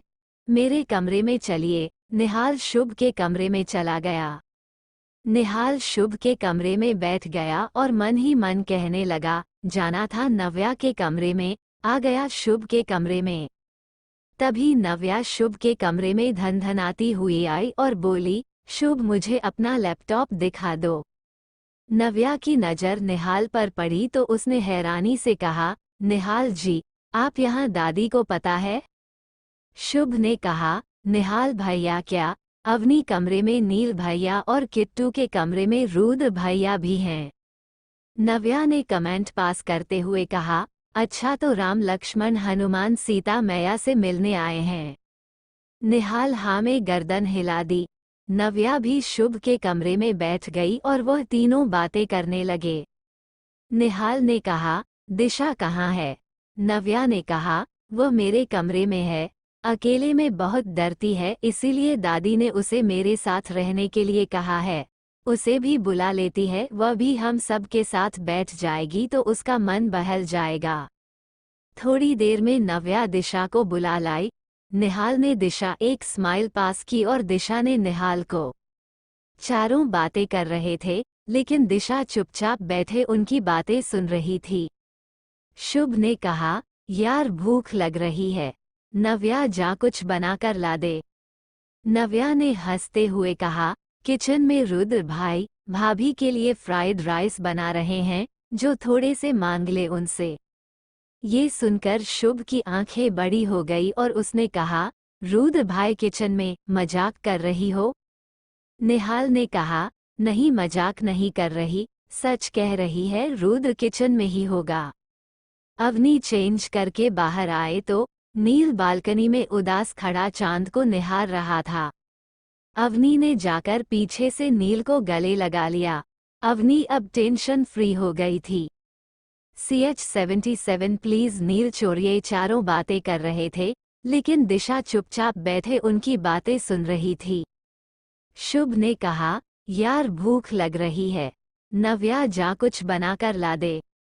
नव्या ने हंसते हुए कहा, किचन में रुद्र भाई भाभी के लिए फ्राइड राइस बना रहे हैं, जो थोड़े से मांग ले उनसे।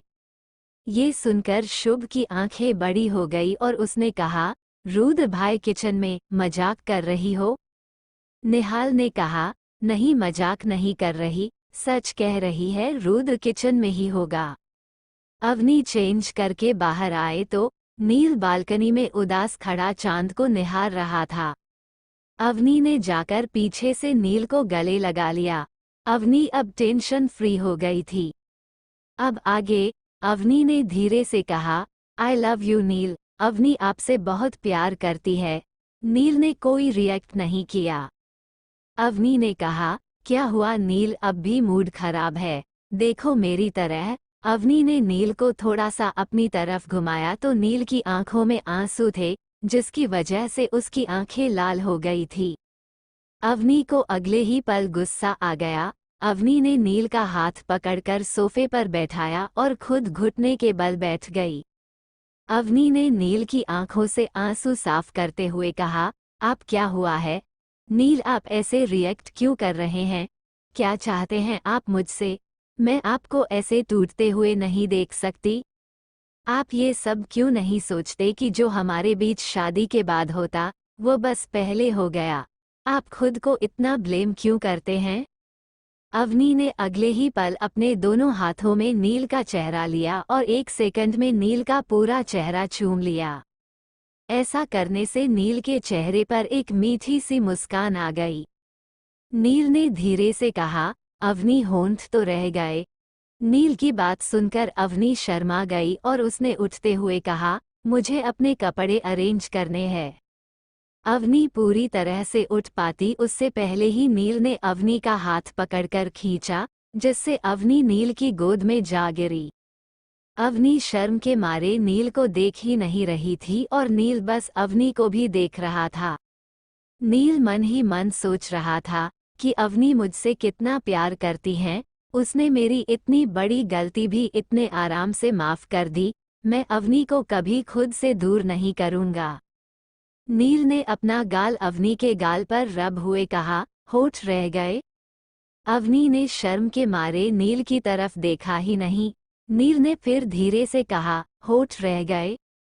अवनी ने अब भी कुछ नहीं कहा, वो बस नजर झुकाए नील की गोद में बैठी रही। नील ने फिर धीरे से कहा, अवनी मैं खुद किस कर लूं? अवनी ने अब भी कुछ नहीं कहा। नील ने एक मीठी सी मुस्कान देकर अपने होठ अवनी की गर्दन पर रख दिए और अवनी के मुंह से एक गहरी सांस निकल गई।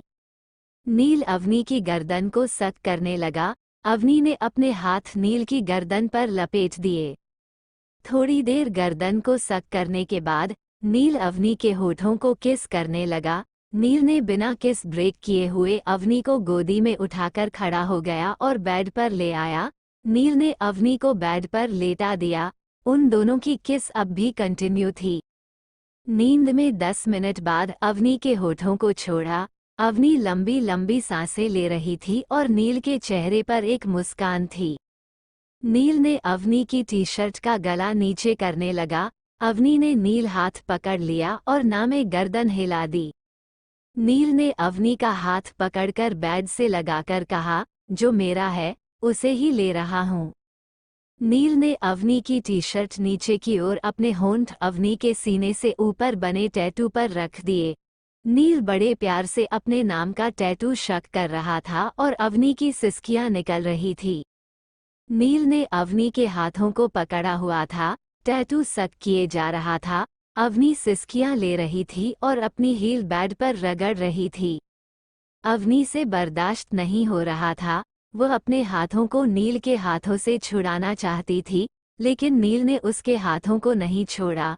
वह कंटिन्यू अपनी हील बेड पर रगड़ रहे थी, लेकिन नील अब भी टैटू को सक कर रहा था। अवनी से अब बिल्कुल बर्दाश्त नहीं हुआ, तो उसने भारी आवाज में कहा, नील प्लीज छोड़ दीजिए, नील प्लीज छोड़ दीजिए। नील ने धीरे से अपने होठ टैटू से हटाए और अवनी के होठों पर अपने होंठ रख दिए। नील बारी बारी से अवनी के लोअर लिप और अपर लिप को सक किए जा रहा था और अवनी मदहोश हो रही थी। 7 मिनट बाद नील ने अवनी के होठों को छोड़ा और अवनी ने गहरी सांस लेकर कहा, नील प्लीज छोड़ दीजिए, नील प्लीज प्लीज छोड़ दीजिए। नील अवनी की कंडीशन समझ रहा था। नील ने अवनी के माथे पर किस किया और उसके बराबर में लेटकर अवनी को अपने ऊपर लेटा लिया। अब जाके अवनी के अंदर सांस आए। नील ने कहा, आई एम सॉरी अवनी, उस रात के लिए। अवनी ने अपनी भारी सांसों को कंट्रोल करते हुए कहा, नील आपकी जबरदस्ती तो मैंने बर्दाश्त कर ली, लेकिन आपका प्यार मुझसे बर्दाश्त नहीं होगा।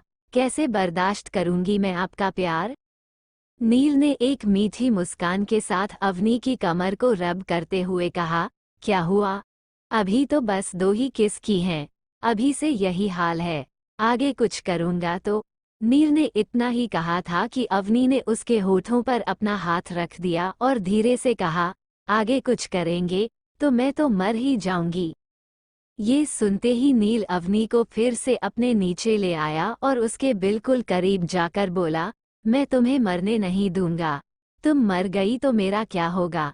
मैं हमेशा तुम्हें कंफर्ट जोन में रखूंगा। नील ने अवनी का हाथ पकड़ा और अपने सीने पर रखते हुए कहा, मैं तुम्हें हमेशा यहाँ पर रखूंगा, अपने दिल में। नील फिर से अवनी को किस करने के लिए झुका तो अवनी ने अपने होठों पर हाथ रखकर कहा, प्लीज नील, प्लीज नहीं। नील ने कहा, एक और प्लीज। नील ने धीरे से अवनी का हाथ उसके होठों से हटाया और अपने होठ अवनी के होठों पर रख दिए। नील बहुत प्यार से अवनी को किस कर रहा था। नील अवनी के होठों से किस करता हुआ उसकी गर्दन पर आ गया। फिर उसने अवनी के टी शर्ट को कंधे से सरकाया और उसके कंधों पर किस करने लगा। धीरे धीरे नील अवनी के कॉलर बोन तक आ गया। अवनी की सिसकियां निकल रही थी। अवनी ने फिर धीरे से कहा, नील छोड़ दीजिए, मुझसे बर्दाश्त नहीं हो रहा। नील ने अवनी को छोड़ दिया और अपने ऊपर लेटा लिया। शुभ का कमरा। शुभ ने कहा, चलो कार्ड्स खेलते हैं। निहाल और नव्या ने हाँ में गर्दन हिला दी। नव्या ने दिशा को देखकर कहा, दिशा तुम्हें कार्ड्स खेलने आते हैं? दिशा ने नामे गर्दन हिला दी। शुभ ने दिशा का मजाक बनाते हुए कहा, तो तुम्हें कौन से गेम खेलने आते हैं? दिशा शुभ के सवाल से थोड़ा घबरा गई।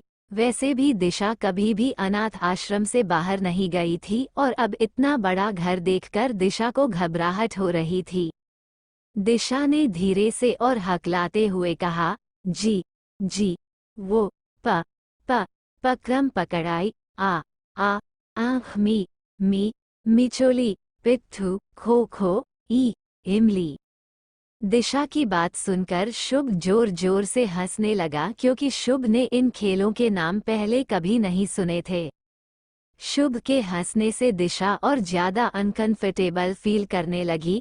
उसकी आंखें नम हो गई लेकिन उसने अपने आंसुओं को कंट्रोल कर लिया। निहाल और नव्या दिशा को ही नोटिस कर रहे थे। नव्या ने गुस्से में शुभ के बाजू पर मारते हुए कहा, इतना क्या हंस रहा है? तूने ये नाम नहीं सुने मतलब तेरे अंदर ज्ञान कम है, अपनी नॉलेज गेन कर। शुभ अब भी जोर जोर से हंस रहा था तो निहाल ने शुभ को घूर कर देखा। शुभ चुप हो गया। निहाल ने दिशा को देखकर कहा, ये पागल है, इसकी बातों को बुरा मत मानना। सारा दिन लैपटॉप में घुसा रहता है ना, इसीलिए इसे पता ही नहीं है कि हाथ पैर चलाने वाले भी गेम होते हैं। नव्या ने भी दिशा के गाल पर हाथ रखकर कहा, ये हमारे घर का सबसे बड़ा पागल है, इससे बड़ा पागल नहीं है दुनिया में। तुम इसकी साइड से परेशान मत होना। अगर ये तुझे कुछ कहे तो सीधा दादी से शिकायत कर दिया, फिर देख दादी इसे दौड़ा दौड़ा कर मारेगी। शुभ ने अपनी हंसी कंट्रोल करते हुए कहा, तो अब क्या खेलें? नव्या ने कहा, बॉटल घुमाते हैं, जिस पर जो आएगा वो सच बोलेगा। निहाल शुभ दोनों इस बात के लिए अग्री हो गए और अगले ही पल बोतल घूमने लगी। 78 मेरे तरीके से कहेंगे। नव्या ने भी दिशा के गाल पर हाथ रखकर कहा, ये हमारे घर का सबसे बड़ा पागल है, इससे बड़ा पागल नहीं है दुनिया में। तुम इसकी साइड से परेशान मत होना। अगर ये तुझे कुछ कहे तो सीधा दादी से शिकायत कर दिया, फिर देख दादी इसे दौड़ा दौड़ा कर मारेगी। शुभ ने अपनी हंसी कंट्रोल करते हुए कहा, तो अब क्या खेलें? नव्या ने कहा, बॉटल घुमाते हैं, जिस पर जो आएगा वो सच बोलेगा। निहाल शुभ दोनों इस बात के लिए अग्री हो गए और अगले ही पल बोतल घूमने लगी। अब आगे बोतल का पहला पॉइंट शुभ की तरफ गया। नव्या ने शुभ से पूछा, तेरी गर्लफ्रेंड है? शुभ ने कहा, हाँ है। नव्या ने कहा, दादी से कब मिलवा रहा है? शुभ ने कहा, एक क्वेश्चन की बात हुई थी, उसका आंसर मिल गया, अब दोबारा बोतल घुमाओ। शुभ ने बोतल दोबारा घुमाई। इस बार बोतल नव्या की तरफ पॉइंट हुई। इस बार शुभ ने नव्या से पूछा, तेरे लिए चिंपैंजी मैं देखूं या तूने खुद कोई बंदर ढूंढ रखा है? नव्या शुभ को मारने के पीछे पीछे भागने लगी और शुभ आगे आगे भागने लगा। निहाल उन दोनों को देखकर हंस रहा था और दिशा चुपचाप सहमी हुई बैठी थी। फाइनली निहाल ने नव्या का हाथ पकड़ा और उसे बिठाते हुए कहा, बस हो गया, बैठ जाओ, गेम कंटिन्यू करते हैं। इस बार बोतल निहाल पर पॉइंट हुई। नव्या ने दिशा से कहा, दिशा तुम्हें निहाल जी से कुछ पूछना है तो तुम पूछ लो। दिशा ने कहा, मुझे तो कुछ नहीं पूछना। शुभ ने हंसते हुए कहा, कुछ तो पूछना होगा, कुछ भी पूछ लो। निहाल भैया सारे सवालों का जवाब देते हैं, है ना भैया? दिशा में हिम्मत करते हुए हकलाते हुए कहा, निहाल भैया क्या आप मुझे कल अनाथ आश्रम छोड़ आएंगे? दिशा के मुंह से निहाल भैया सुनकर शुभ फिर से हंसने लगा और उसने निहाल को देखकर कहा, निहाल भैया क्या आप कल दिशा को अनाथ आश्रम छोड़ आएंगे? शुभ के ऐसे हंसने से दिशा और ज्यादा सहम गई। निहाल और नव्या ने फिर से शुभ को घूर कर देखा और शुभ ने अपनी हंसी कंट्रोल कर दी। निहाल ने सीरियस होते हुए कहा, तुम्हें यहाँ अच्छा नहीं लग रहा? दिशा वापस जाना चाहती हो? यहाँ कोई प्रॉब्लम है तुम्हें? दिशा ने नम आंखों से कहा, न नहीं तो बस जाना है यहाँ से। नव्या ने गुस्से से शुभ को देखा और शुभ की हंसी अब भी कंट्रोल नहीं हो रही थी। निहाल ने कहा, कुछ दिन रुक जाओ, फिर छोड़ आऊंगा। दिशा ने हाँ गर्दन हिला दी। बोतल दोबारा घूमी और इस बार दिशा पर पॉइंट हुई। निहाल ने दिशा से पूछा, तुम्हारे गले में ये चैन बचपन से है? शुभ ने बीच में हंसते हुए कहा, हाँ दिशा, या फिर ये तुम्हारे बॉयफ्रेंड ने तुम्हें गिफ्ट दिया है, काफी एक्सपेंसिव लग रही है। अब तो निहाल और नव्या ने अपने सर पर हाथ रख लिया, जैसे कह रहे हो शुभ नहीं सुधरने वाला। दिशा ने हकलाते हुए कहा, निहाल भैया, यह मेरे मम्मी पापा है, ये बचपन से ही है, मेरे पास है, किसी ने कोई गिफ्ट नहीं दिया। ये सुनकर शुभ और हंसने लगा और कहने लगा, मम्मी पापा, अच्छा दिशा तुम हकलाती हो। अब तो दिशा से बर्दाश्त नहीं हुआ, उसके आंसू बहने लगे और वहां से चुपचाप खड़ी होकर नव्या के कमरे में चली गई। उसके जाते ही नव्या ने शुभ को मारना शुरू कर दिया। शुभ हंस रहा था और नव्या उसे मारे जा रही थी।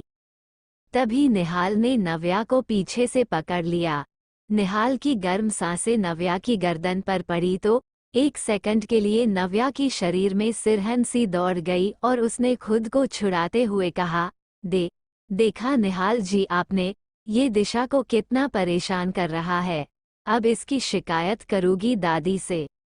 दिशा जब कमरे में जा रही थी तो रुद्र ने उसे किचन से देख लिया। रुद्र ने राइस प्लेट में सर्व किए ही थे कि शुभ ने एक कटोरी पास करते हुए कहा, भैया थोड़े से इसमें डाल दो, मैं भी खा लूंगा। रुद्र ने किट्टू की तरफ देखा। किट्टू ने पलकें झपकाई जैसे कह रही हो, हाँ डाल दो। शुभ ने अपनी हंसी कंट्रोल करते हुए कहा, अच्छा होम मिनिस्टर से परमिशन लेकर डालोगे? रुद्र ने शुभ को गुस्से से देखा और फिर थोड़े से राइस शुभ को दे दिए। थोड़ी देर बाद नव्या ने भी एक कटोरी पास करते हुए कहा, भैया थोड़े से इसमें भी दे दो। रुद्र ने थोड़े से उसमें भी दे दिए। निहाल भी किचन में ही था। निहाल ने भी कहा, जब सबको बांट रहा है तो मुझे भी चखा दे। रुद्र ने थोड़े से निहाल को भी दे दिए। तीनों राइस खाने लगे। रुद्र तीनों को देख रहा था। किट्टू भी स्लैप बैठी हुई उन तीनों को ही देख रही थी। रुद्र ने नव्या को देखकर कहा, नव्या दिशा को अपने जैसा बना दो। शुभ ने हंसते हुए कहा, आपने जैसा मतलब, नालायक। नव्या ने शुभ की कमर पर एक पंच मारा। रुद्र ने हाथ बांधकर कहा, नव्या दिशा के अंदर कॉन्फिडेंस डेवलप करो, उसका ड्रेसिंग सेंस सुधारो। वो और किट्टू दोनों कल से कॉलेज जाएंगे, अपनी पढ़ाई कंटिन्यू करेंगे। रुद्र ने फिर शुभ को देखकर कहा, कल तुम दोनों का एडमिशन करा देना समझे, और कल से तुम ऑफिस आ रहे हो। शुभ ने कहा, भैया मैं अभी 22 का भी नहीं हुआ हूँ और आप कह रहे हो कि ऑफिस ज्वाइन कर ले। निहाल ने राइस खाते हुए कहा, रुद्र तो 17 साल का था जब इसने ऑफिस ज्वाइन किया था, तू तो फिर भी 22 होने वाला है। रुद्र ने नव्या की तरफ देखकर कहा, और तुमने क्या सोचा है, अब क्या करोगी? नव्या ने कहा, मैं भी ऑफिस ज्वाइन करूं भैया। ये सुनकर निहाल खुश हो गया। रुद्र ने कहा, नहीं तुम अपनी मास्टर कंप्लीट करो। शुभ ने हंसते हुए कहा, भैया लेकिन उसके लिए तो नव्या को पढ़ना पड़ेगा ना। नव्या के बस की नहीं है, और अगर इसने गलती से ऑफिस ज्वाइन कर लिया तो बिजनेस डुबा देगी। अब तो नव्या ने शुभ का गला ही पकड़ लिया। नव्या ने शुभ का गला दबाते हुए कहा, अंडस्को, देखा आपने भैया कितना बोलता है, ये बहुत बोलता है, आज इसे जान से मार देती हूँ। रुद्र ने मुस्कुराते हुए नव्या का हाथ पकड़कर शुभ के गले से हटाया। सब बात ही कर रहे थे कि तभी नील वहां आ गया। नील ने देखा सब राइस खा रहे हैं। नील किचन में गया और बोला, अंडस्को, दादी आ गई। दादी। सब छुप गए। नील ने मौके का फायदा उठाया और रुद्र की राइस की प्लेट लेकर ऊपर जाने लगा। थोड़ी देर बाद सबने देखा तो दादी नहीं थी। रुद्र ने नोटिस किया कि नील उसकी राइस की प्लेट उठाकर ले गया। रुद्र ने अपने दोनों हाथ गुस्से से अपनी कमर पर रख लिए, जैसे कह रहा हो, यार अब मैं क्या खाऊंगा। रुद्र को देखकर सब हंसने लगे और किट्टू की तो हंसी रुक ही नहीं रही थी। किट्टू को हंसता हुआ देख रुद्र का गुस्सा एक सेकंड में छूमंतर हो गया। रुद्र को गुस्से में देखकर सबने धीरे धीरे अपनी कटोरी किचन में रखी और निकल गए। रुद्र ने किट्टू की तरफ देखकर कहा, तो अब हम क्या खाएंगे? किट्टू ने फ्रिज में से आइसक्रीम निकालते हुए पलकें झपका दी। रुद्र ने किट्टू के हाथ से आइसक्रीम ली और उसके कान में धीरे से बोला, हाँ लेकिन मेरे तरीके से खाएंगे। ये सुनकर किट्टू का चेहरा लाल हो गया। अगले ही पल रुद्र ने किट्टू को गोद में उठा लिया और दोनों कमरे में आ गए। रुद्र सोफे पर बैठा था और किट्टू रुद्र की गोद में। रुद्र ने आइसक्रीम किट्टू के होठों पर लगाई है और उसे सक कर लिया। रुद्र के ऐसा करने से किट्टू को बहुत शर्म आ रही थी, लेकिन फिर भी उसने अपनी शर्म को झटकते हुए रुद्र को गुस्से में देखा, जैसे कह रही हो मैंने आपको माफ नहीं किया। रुद्र ने आइसक्रीम किट्टू के गाल पर लगाई है और उसे सक कर दिया। रुद्र ने धीरे से कहा, अब मुझे तुम्हारी माफी चाहिए ही नहीं, जो चाहिए वो मैं ले रहा हूँ। किट्टू ने फिर से रुद्र को गुस्से में देखा। रुद्र ने आइसक्रीम किट्टू की चीन पर लगाई है और उसे सक कर लिया। रुद्र ने कहा, तुम्हारा गुस्सा और तुम्हारी नाराजगी दोनों पर भी मुझे प्यार आता है, इसीलिए गुस्सा मत करो, वरना रुद्र यहाँ नहीं रुकेगा। किट्टू गुस्से में रुद्र की गोद से उठकर बालकनी में चली गई। रुद्र ने पीछे से जाकर किट्टू को गले लगा लिया। रुद्र ने अपनी गर्म सांसें किट्टू की गर्दन पर छोड़ दी। रुद्र के ऐसा करने से किट्टू की बॉडी में हलचल सी होने लगी, लेकिन उसने अपने आप को कंट्रोल कर लिया। रुद्र ने किट्टू की टी-शर्ट का गला कंधे तक सरकाया। रुद्र ने किट्टू के कंधे पर आइसक्रीम लगाकर सक करने लगा। अब तो किट्टू से बर्दाश्त नहीं हुआ, उसने झटके से पलटकर रुद्र को गले लगा लिया। किट्टू के ऐसा करने से रुद्र के चेहरे पर एक स्माइल आ गई। रुद्र का एक हाथ किट्टू की कमर पर था और एक हाथ किट्टू के सिर पर रखकर बालों को सहला रहा था, जैसे उसे शांत करने की कोशिश कर रहा हो। रुद्र ने किट्टू को कसकर गले लगा लिया और थोड़ा सा उठाकर घुमा दिया। रुद्र ने थोड़ी देर बाद किट्टू को नीचे उतारा और अपना माथा किट्टू के माथे पर लगाकर कहा, प्लीज माफ कर दो। किट्टू ने नामे गर्दन हिला दी। रुद्र एक मुस्कुराहट के साथ अपना गाल किट्टू के गाल पर लगाते हुए कहा, कितना झूठ बोलती हो। किट्टू को शर्म आ रही थी, इसलिए उसने रुद्र की तरफ देखा ही नहीं। रुद्र किट्टू को उठाकर बेड पर ले आया और अपने ऊपर लेटाकर उसकी कमर सहलाने लगा। थोड़ी देर में किट्टू को नींद आ गई। रुद्र ने किट्टू के बालों को किस किया और थोड़ी देर बाद रुद्र भी नींद की आगोश में चला गया। अवनी का कमरा। नील सोफे पर बैठा हुआ था और अवनी नील के सामने टेबल पर। नील बड़े प्यार से अपने हाथों से अवनी को राइज खिला रहा था। अवनी ने कहा, बस नील, अब और नहीं खा पाऊंगी। नील ने एक चम्मच बढ़ाते हुए कहा, ये लास्ट है, प्लीज खा लो। अवनी ने कहा, नील आपने इतना सारा खिला दिया, अब सच में नहीं खा पाऊंगी। नील ने जबरदस्ती करते हुए कहा, बस ये लास्ट है, इसके बाद नहीं कहूंगा। अवनी ने कहा, तो इसे आप खा लीजिए। नील ने कहा, तुम खिला दो। अवनी उठकर नील की गोद में बैठ गई और अपने हाथों से नील को राइस खिलाने लगी। नील एक चम्मच राइस खाता फिर अवनी को किस कर देता। थोड़ी देर बाद अवनी ने कहा, नील अब आप जाइए, मुझे अपने कपड़े अरेंज करने हैं। नील ने कहा, चलो मैं भी करवा देता हूँ, तुम्हारे कपड़े ऑरेंज। अवनी ने कहा, नहीं आप रहने दो, आप कुछ का कुछ अरेंज करोगे और उल्टे सीधे सवाल पूछोगे। नील ने हंसते हुए अवनी के गालों पर किस करते हुए कहा, अब नहीं करूँगा, चलो करा देता हूँ, शादी के बाद भी तो तुम मुझे नौकर बनाकर रखोगी, तो अभी सब कुछ सिखा दो। अवनी ने हंसते हुए कहा, नील आप भी ना, अवनी ने अपना सिर नील के कंधे पर रखते हुए उसकी उंगलियों के साथ खेलते हुए कहा, आप मुझे कंफर्ट जोन में रखोगे तो मैं भी तो आपका अपना प्रिंस बनाकर रखूंगी। नील के चेहरे पर एक स्माइल आ गई। नील ने अवनी के गर्दन पर किस करते हुए कहा, अवनी कपड़े कल अरेंज कर लेंगे, चलो अभी कंटिन्यू करते हैं। अवनी नील की गोद से उठ गई और अपने दोनों हाथों से नील का एक हाथ पकड़कर बोली, चलो अब कपड़े अरेंज करवाओ। दादी किचन में पानी लेने आए तो उसने सारा किचन बिखरा हुआ देखा।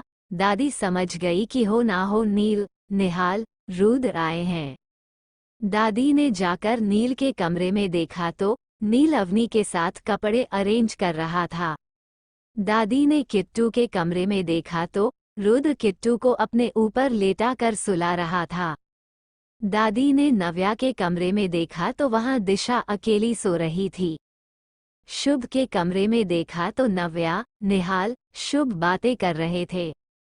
दादी ने मन ही मन कहा, अंडस्को, हे भगवान मेरे बच्चों को ऐसे ही सुकून से रखना, किसी की बुरी नज़र मेरे बच्चों को ना लगे। 79 शुभ की शादी दिशा से होगी। दादी किचन में पानी लेने आए तो उसने सारा किचन बिखरा हुआ देखा। दादी समझ गई कि हो ना हो नील, निहाल, रुद्र आए हैं। दादी ने जाकर नील के कमरे में देखा तो नील अवनी के साथ कपड़े अरेंज कर रहा था। दादी ने किट्टू के कमरे में देखा तो रुद्र किट्टू को अपने ऊपर लेटा कर सुला रहा था। दादी ने नव्या के कमरे में देखा तो वहां दिशा अकेली सो रही थी। शुभ के कमरे में देखा तो नव्या, निहाल, शुभ बातें कर रहे थे।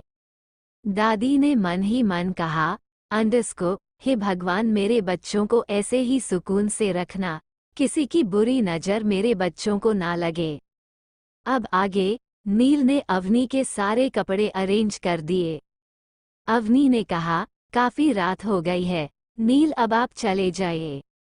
नील ने थोड़ा सीरियस होते हुए कहा, अब बहुत रात हो गई है, थक गया हूँ, अब मैं कहीं नहीं जा रहा, सुबह जाऊंगा। अवनी ने अपने हाथ बांधकर कहा, तो आप सोएंगे कहाँ पर? नील ने सोफे की तरफ इशारा करते हुए कहा, यही सोफे पर। अवनी ने कहा, ये सोफा कुछ छोटा नहीं है, आपकी हाइट के हिसाब से। नील ने कहा, हाँ छोटा तो है, पर मैं मैनेज कर लूंगा, तुम सो जाओ।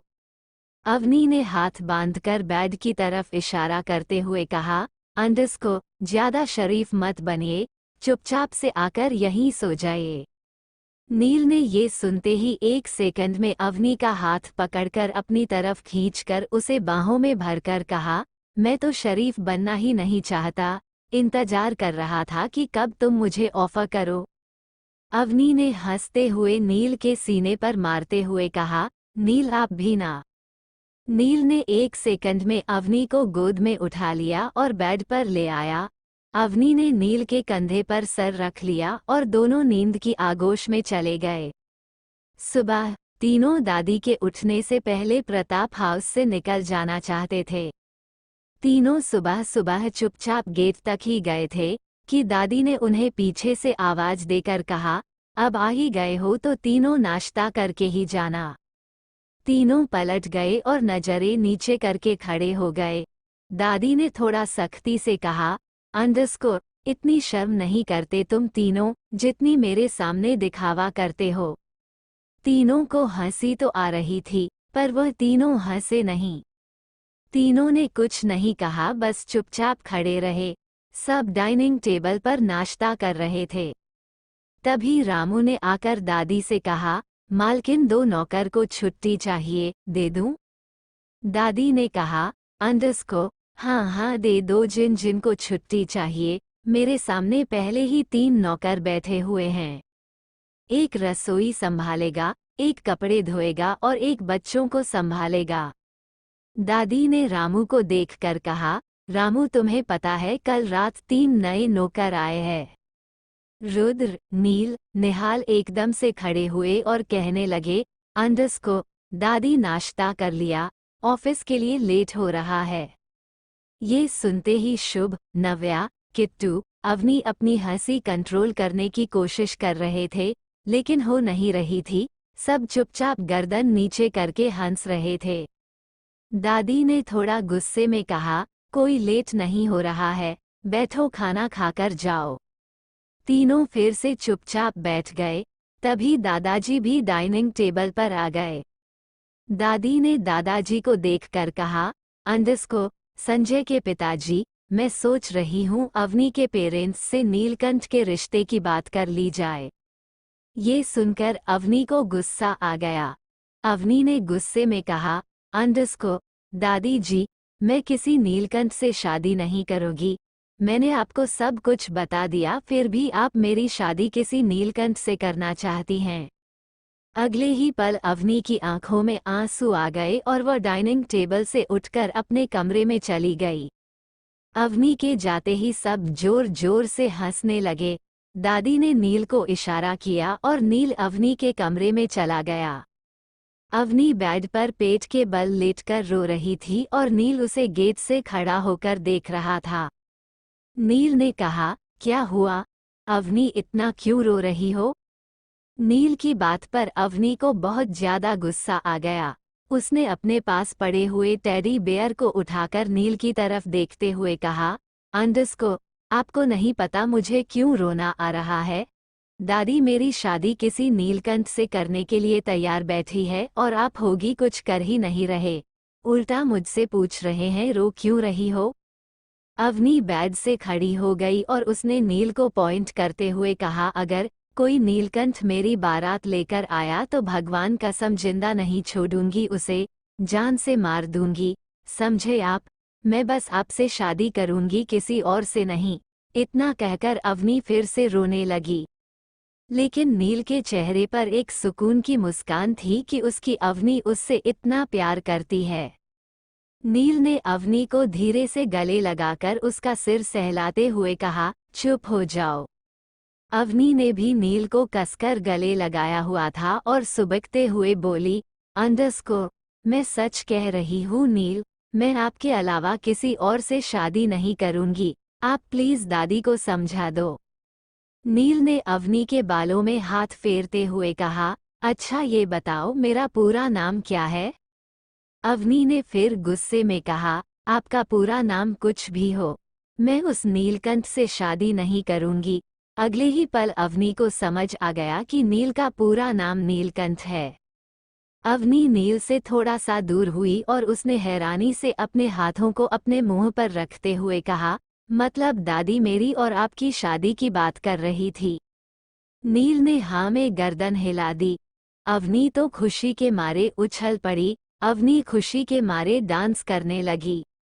अवनी ने एक्साइटेड होकर कहा, नील, मतलब आप मेरी बारात लेकर आएंगे, हमारी शादी होगी, सच में हमारी शादी होने वाली है। मुझे तो यकीन ही नहीं हो रहा कि दादी हमारी शादी की बात कर रही है। Yes yes yes yes yes. अगले ही पल अवनी ने नील को गले लगा लिया। नील ने अवनी की कमर को रब करते हुए कहा, बस बस अब मेरी टी शर्ट से नोजी मत लगा देना। अवनी ने अपनी नाक नील की टी शर्ट रगड़ते हुए कहा, अंडस्को, लगाऊंगी, अब तो ये टी शर्ट भी मेरी और यह टी शर्ट वाला भी मेरा। नील ने कहा, अच्छा चोरनी, तुमने मेरी कितनी टी शर्ट चुराई है? अवनी ने नील के सीने पर उंगली चलाते हुए कहा, 14। और परफ्यूम? नील ने अवनी का चेहरा ऊपर करते हुए पूछा। अवनी ने शर्माते हुए कहा, 4। नील ने कहा, और क्या क्या चुराया है मेरी चोरनी ने? अवनी ने नील से नजरें चुराते हुए कहा, एक घड़ी, वॉलेट, शूज, एक शर्ट। नील ने हंसते हुए कहा, मेरे 4 इनर भी गायब है, वह भी चुराए हैं क्या? अवनी ने हंसते हुए कहा, नील आप भी ना। नील ने हंसते हुए कहा, अंडस्को, मेरे पास वैसे ही गिने चुने कपड़े होते हैं, उसमें से भी आधे तुम चुरा लेती हो। नील ने अवनी के माथे को किस करते हुए कहा, खुश? अवनी ने खुशी के मारे अपने दोनों हाथ फैलाकर कहा, इतनी सारी खुश? नील अवनी बाहर डाइनिंग टेबल पर आ गए। अवनी सबको चोर नजरों से देख रही थी क्योंकि अभी अभी अवनी का सबके सामने पोपट बना था। दादी ने दादाजी की तरफ देखकर कहा, अंडस को अवनी इतना शर्माने की जरूरत नहीं है, शादी के बाद तो रोज ही पोपट बनता है ना संजय के पिताजी। दादाजी दादी को देखकर हंसने लगे। निहाल में हंसते हुए धीरे से कहा, दादी तो दादाजी को भी नहीं छोड़ती। नाश्ता करने के बाद रुद्र ने नील की तरफ देखा और नील ने कहा, अंडस को दादाजी दादी मुझे और रुद्र को आपसे कुछ बात करनी है। चारों दादाजी के कमरे में चले गए। रुद्र ने कहा, दादी दिशा आज से यही रहेगी हमारे साथ, वह अनाथ आश्रम नहीं जाएगी। रुद्र ने दादाजी को सारी बातें बता दी। दादी ने कहा, हे भगवान, इस बच्ची के साथ इतना सब कुछ हो गया। दादाजी ने कहा, तुम बेफिक्र रहो, दिशा आज से हमारे घर ही रहेगी, हमारी अमानत बनकर। रुद्र कमरे से बाहर जा रहा था कि वह वापस आकर दादा दादी की तरफ देखकर बोला, अंडस को दादी मैं चाहता हूँ कि शुभ की शादी दिशा से हो। इतना कहकर रुद्र नील कमरे से निकल गए, लेकिन ये बात शुभ ने सुन ली। ये बात सुनकर शुभ को रुद्र पर बहुत गुस्सा आ रहा था। शुभ ने मन ही मन कहा, मैं इस लड़की से शादी नहीं करूँगा, मेरा कोई स्टैंडर्ड है, मैं दिशा जैसी लड़की से कैसे शादी कर सकता हूँ, मैं इस लड़की से शादी नहीं करूँगा। शुभ गुस्से में अपना लैपटॉप लेकर हॉल में घूम रहा था, तभी दिशा चाय लेकर दादी के रूम में जा रही थी। शुभ थोड़ा सा पलटा तो दिशा से टकरा गया, जिसकी वजह से सारी चाय दिशा के हाथ पर गिर गई और दिशा का हाथ जल गया। ये देखकर शुभ का दिमाग खराब हो गया और उसने चिल्लाते हुए दिशा से कहा, अंडस को दिखाई कम देता है, अंधी हो।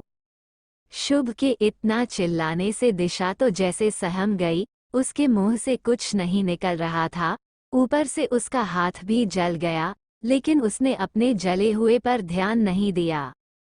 शुभ ने आंख दिखाते हुए गुस्से में कहा, अंडस को तुम्हारी वजह से मेरा लैपटॉप खराब हो गया है, पता भी कितनी कीमत है इसकी, सारी जिंदगी भी कमाओगी ना तब भी मुझे लैपटॉप के पैसे नहीं दे पाओगी। मुझे तो समझ नहीं आता तुम यहाँ रहती ही क्यों हो। कल तो कह रही थी निहाल भैया मुझे छोड़ आओ, तो चली जाती ना, रुक क्यों गई। दिशा तो बस सहमी हुई, डरी हुई नजरें झुकाए हुए खड़ी थी।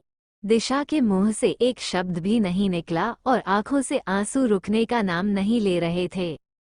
शुभ ने गुस्सा करते हुए आगे कहा, अंडस को पता नहीं कहां कहां से आ जाते हैं उठकर, दादी में भी घर को अनाथ आश्रम बना रखा है। तभी शुभ के गाल पर एक जोरदार थप्पड़ लगा। थप्पड़ दादी ने मारा था, जिसे देखकर दिशा के मुंह से हल्की सी चीख निकल गई। दादी ने गुस्सा करते हुए कहा, अंडस को तेरे तीनों भाई कल पीते हैं ना, तब भी तू वही गलती कर रहा है, क्या हो गया है तुझे। एक लैपटॉप की था ना और खरीद लियो, उसके लिए तू इस बच्ची पर इतना चिल्लाएगा। अगर तेरे दादाजी को बता दूंगी तो यही खड़ा खड़ा तुझे जमीन में गाड़ देंगे। शुभ ने एक नज़र दिशा को गुस्से से देखा और फिर वहां से चला गया। दादी ने दिशा के सर पर हाथ फेरा और कहा, बेटा इसकी तरफ से मैं माफ़ी मांगती हूँ। दिशा ने अपना जला हुआ हाथ चुन्नी में छुपा लिया और कहने लगी, प्लीज़ मुझे वापस भेज दीजिए, मुझे यहाँ नहीं रहना, प्लीज़ मुझे भेज दीजिए। दादी ने कहा, दिशा तुम आज से यही रहोगी, अपनी पढ़ाई पूरी करोगी और अब मुझे कुछ नहीं सुनना, अब जाओ अपने कमरे में। शुभ दादी और दिशा की बातें सुन रहा था। शुभ ने कहा, तुम्हें जाना है ना, तुम्हें मैं छोड़कर आऊँगा, तुम्हारी वजह से दादी ने मुझे चांटा मार दिया, तुम्हें तो मैं यहाँ रहने नहीं दूंगा चाहे कुछ भी हो जाए। एटी मुझसे कुछ गलत हो जाएगा। दादी ने दिशा के सर पर हाथ फेरा और कहा, बेटा इसकी तरफ से मैं माफ़ी मांगती हूँ। दिशा ने अपना जला हुआ हाथ चुन्नी में छुपा लिया और कहने लगी, प्लीज़ मुझे वापस भेज दीजिए, मुझे यहाँ नहीं रहना, प्लीज़ मुझे भेज दीजिए। दादी ने कहा, दिशा तुम आज से यही रहोगी, अपनी पढ़ाई पूरी करोगी और अब मुझे कुछ नहीं सुनना, अब जाओ अपने कमरे में। शुभ दादी और दिशा की बातें सुन रहा था। शुभ ने कहा, तुम्हें जाना है ना, तुम्हें मैं छोड़कर आऊंगा। तुम्हारी वजह से दादी ने मुझे चांटा मार दिया, तुम्हें तो मैं यहाँ रहने नहीं दूंगा चाहे कुछ भी हो जाए। अब आगे। हॉस्पिटल में एक अधेड़ उम्र का आदमी हॉस्पिटल के बाहर एक पोश गाड़ी से उतरकर अंदर चला गया। उसने जब चिराग और विराज को देखा तो गुस्से में हॉस्पिटल के कॉरिडोर में चक्कर लगाने लगा। तभी वहां सोमनाथ आया। सोमनाथ ने कहा, अशोक चौहान, चक्कर लगाने से तुम्हारे बच्चे ठीक नहीं हो जाएंगे। अशोक ने गुस्से में कहा, अगर मुझे पता चल जाए कि मेरे बच्चों की यह हालत किसने की है तो मैं उसकी चिंता को आग भी नसीब ना होने दूं। सोमनाथ ने कहा, उन्हें तुम बाद में ढूंढना, पहले अपने बच्चों की इज्जत बचाओ। तुम्हारे दोनों बच्चों की वीडियो सोशल मीडिया पर वायरल हो गई है, किसे किसे जवाब दोगे? दुनिया वाले तुम्हारे मुंह पर थू थू कर रहे हैं कि जो अपने बच्चों को नहीं संभाल सकता वो इतना बड़ा बिजनेस कैसे संभालेगा। इन्वेस्टर पैसा मांग रहे हैं। अशोक चौहान ने अपना फोन निकाला और किसी को फोन करके कहा, जितनी जल्दी हो सके यह वीडियो सोशल मीडिया से हटवा दो, वरना तुम्हारे लिए अच्छा नहीं होगा। सोमनाथ और अशोक चौहान दोनों बिजनेस पार्टनर थे। सोमनाथ ने अकड़ में कहा, मैंने अनुष्का की शादी विराट से तय की थी, लेकिन मैं ये रिश्ता तोड़ता हूँ। ऐसे लड़के को मैं अपनी बेटी नहीं दे सकता जिसे खुद पर कंट्रोल ना हो। अशोक ने गुस्से से कहा, जब जहाज डूबता है तो चूहे सबसे पहले वहां से भागते हैं। सोमनाथ ने कड़वी मुस्कुराहट के साथ कहा, मैंने तुम्हारे साथ अपनी डील नहीं तोड़ी, पर मैं अपनी बेटी की शादी तुम्हारे बेटे से नहीं कर सकता। इतना कहकर सोमनाथ वहां से जाने लगा। अशोक चौहान ने ताने मारते हुए कहा, सोमनाथ राठौर, बेटी तो तुम्हारी भी सेक्स रैकेट में फंसी हुई है। सुना है तुम्हारी बेटी लड़कियों की सप्लाई करती थी। तुम मेरे बेटों की चिंता छोड़ो और अपनी बेटी को बचाओ। सोमनाथ ने एक नज़र अशोक चौहान को गुस्से से देखा और फिर वहां से चला गया। अशोक चौहान गुस्से में बैठा था और तभी उसके पास डॉक्टर आ गए। डॉक्टर ने कहा, मिस्टर अशोक चौहान, आपके बेटे को बहुत बुरी तरह मारा गया है। इन्हें रिकवर करने के लिए कम से कम 3 से 4 महीने लगेंगे। अशोक ने आंखें बंद की और खुद ही गुस्से में कहा, अंडस्को, जिसने भी मेरे दोनों बेटों की यह हालत की है, उन्हें तो मैं छोड़ूंगा नहीं।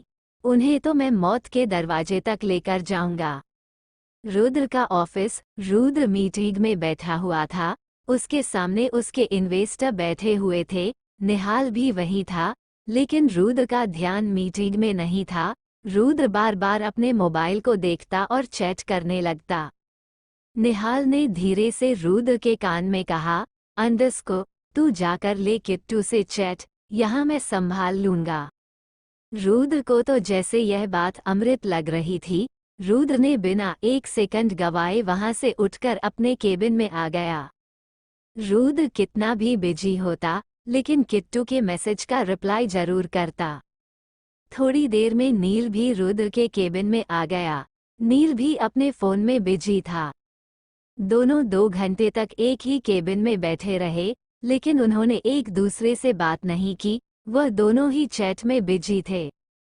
दोनों कभी हंसते, कभी मुस्कुराते, कभी शर्मा जाते और कभी अपनी पलकें झुका देते। 2 घंटे तक दोनों के चेहरे पर मीठी मुस्कुराहट बनी रही। निहाल मीटिंग खत्म करके आया तो उसने एक नज़र नील को देखा और फिर रुद्र को। फिर मन में कहा, ये दोनों तो गए, अब मैं बोर हो जाऊंगा। हाय काश नव्या भी मेरे दिल की बात समझ लेती, तो मैं भी इन्हीं के पास मोबाइल लेकर बैठ जाता। निहाल ने नील, रुद्र को सुनाने के लिए कहा, इश्क ने निकम्मा बना दिया, वरना आदमी तो ये भी काम के थे।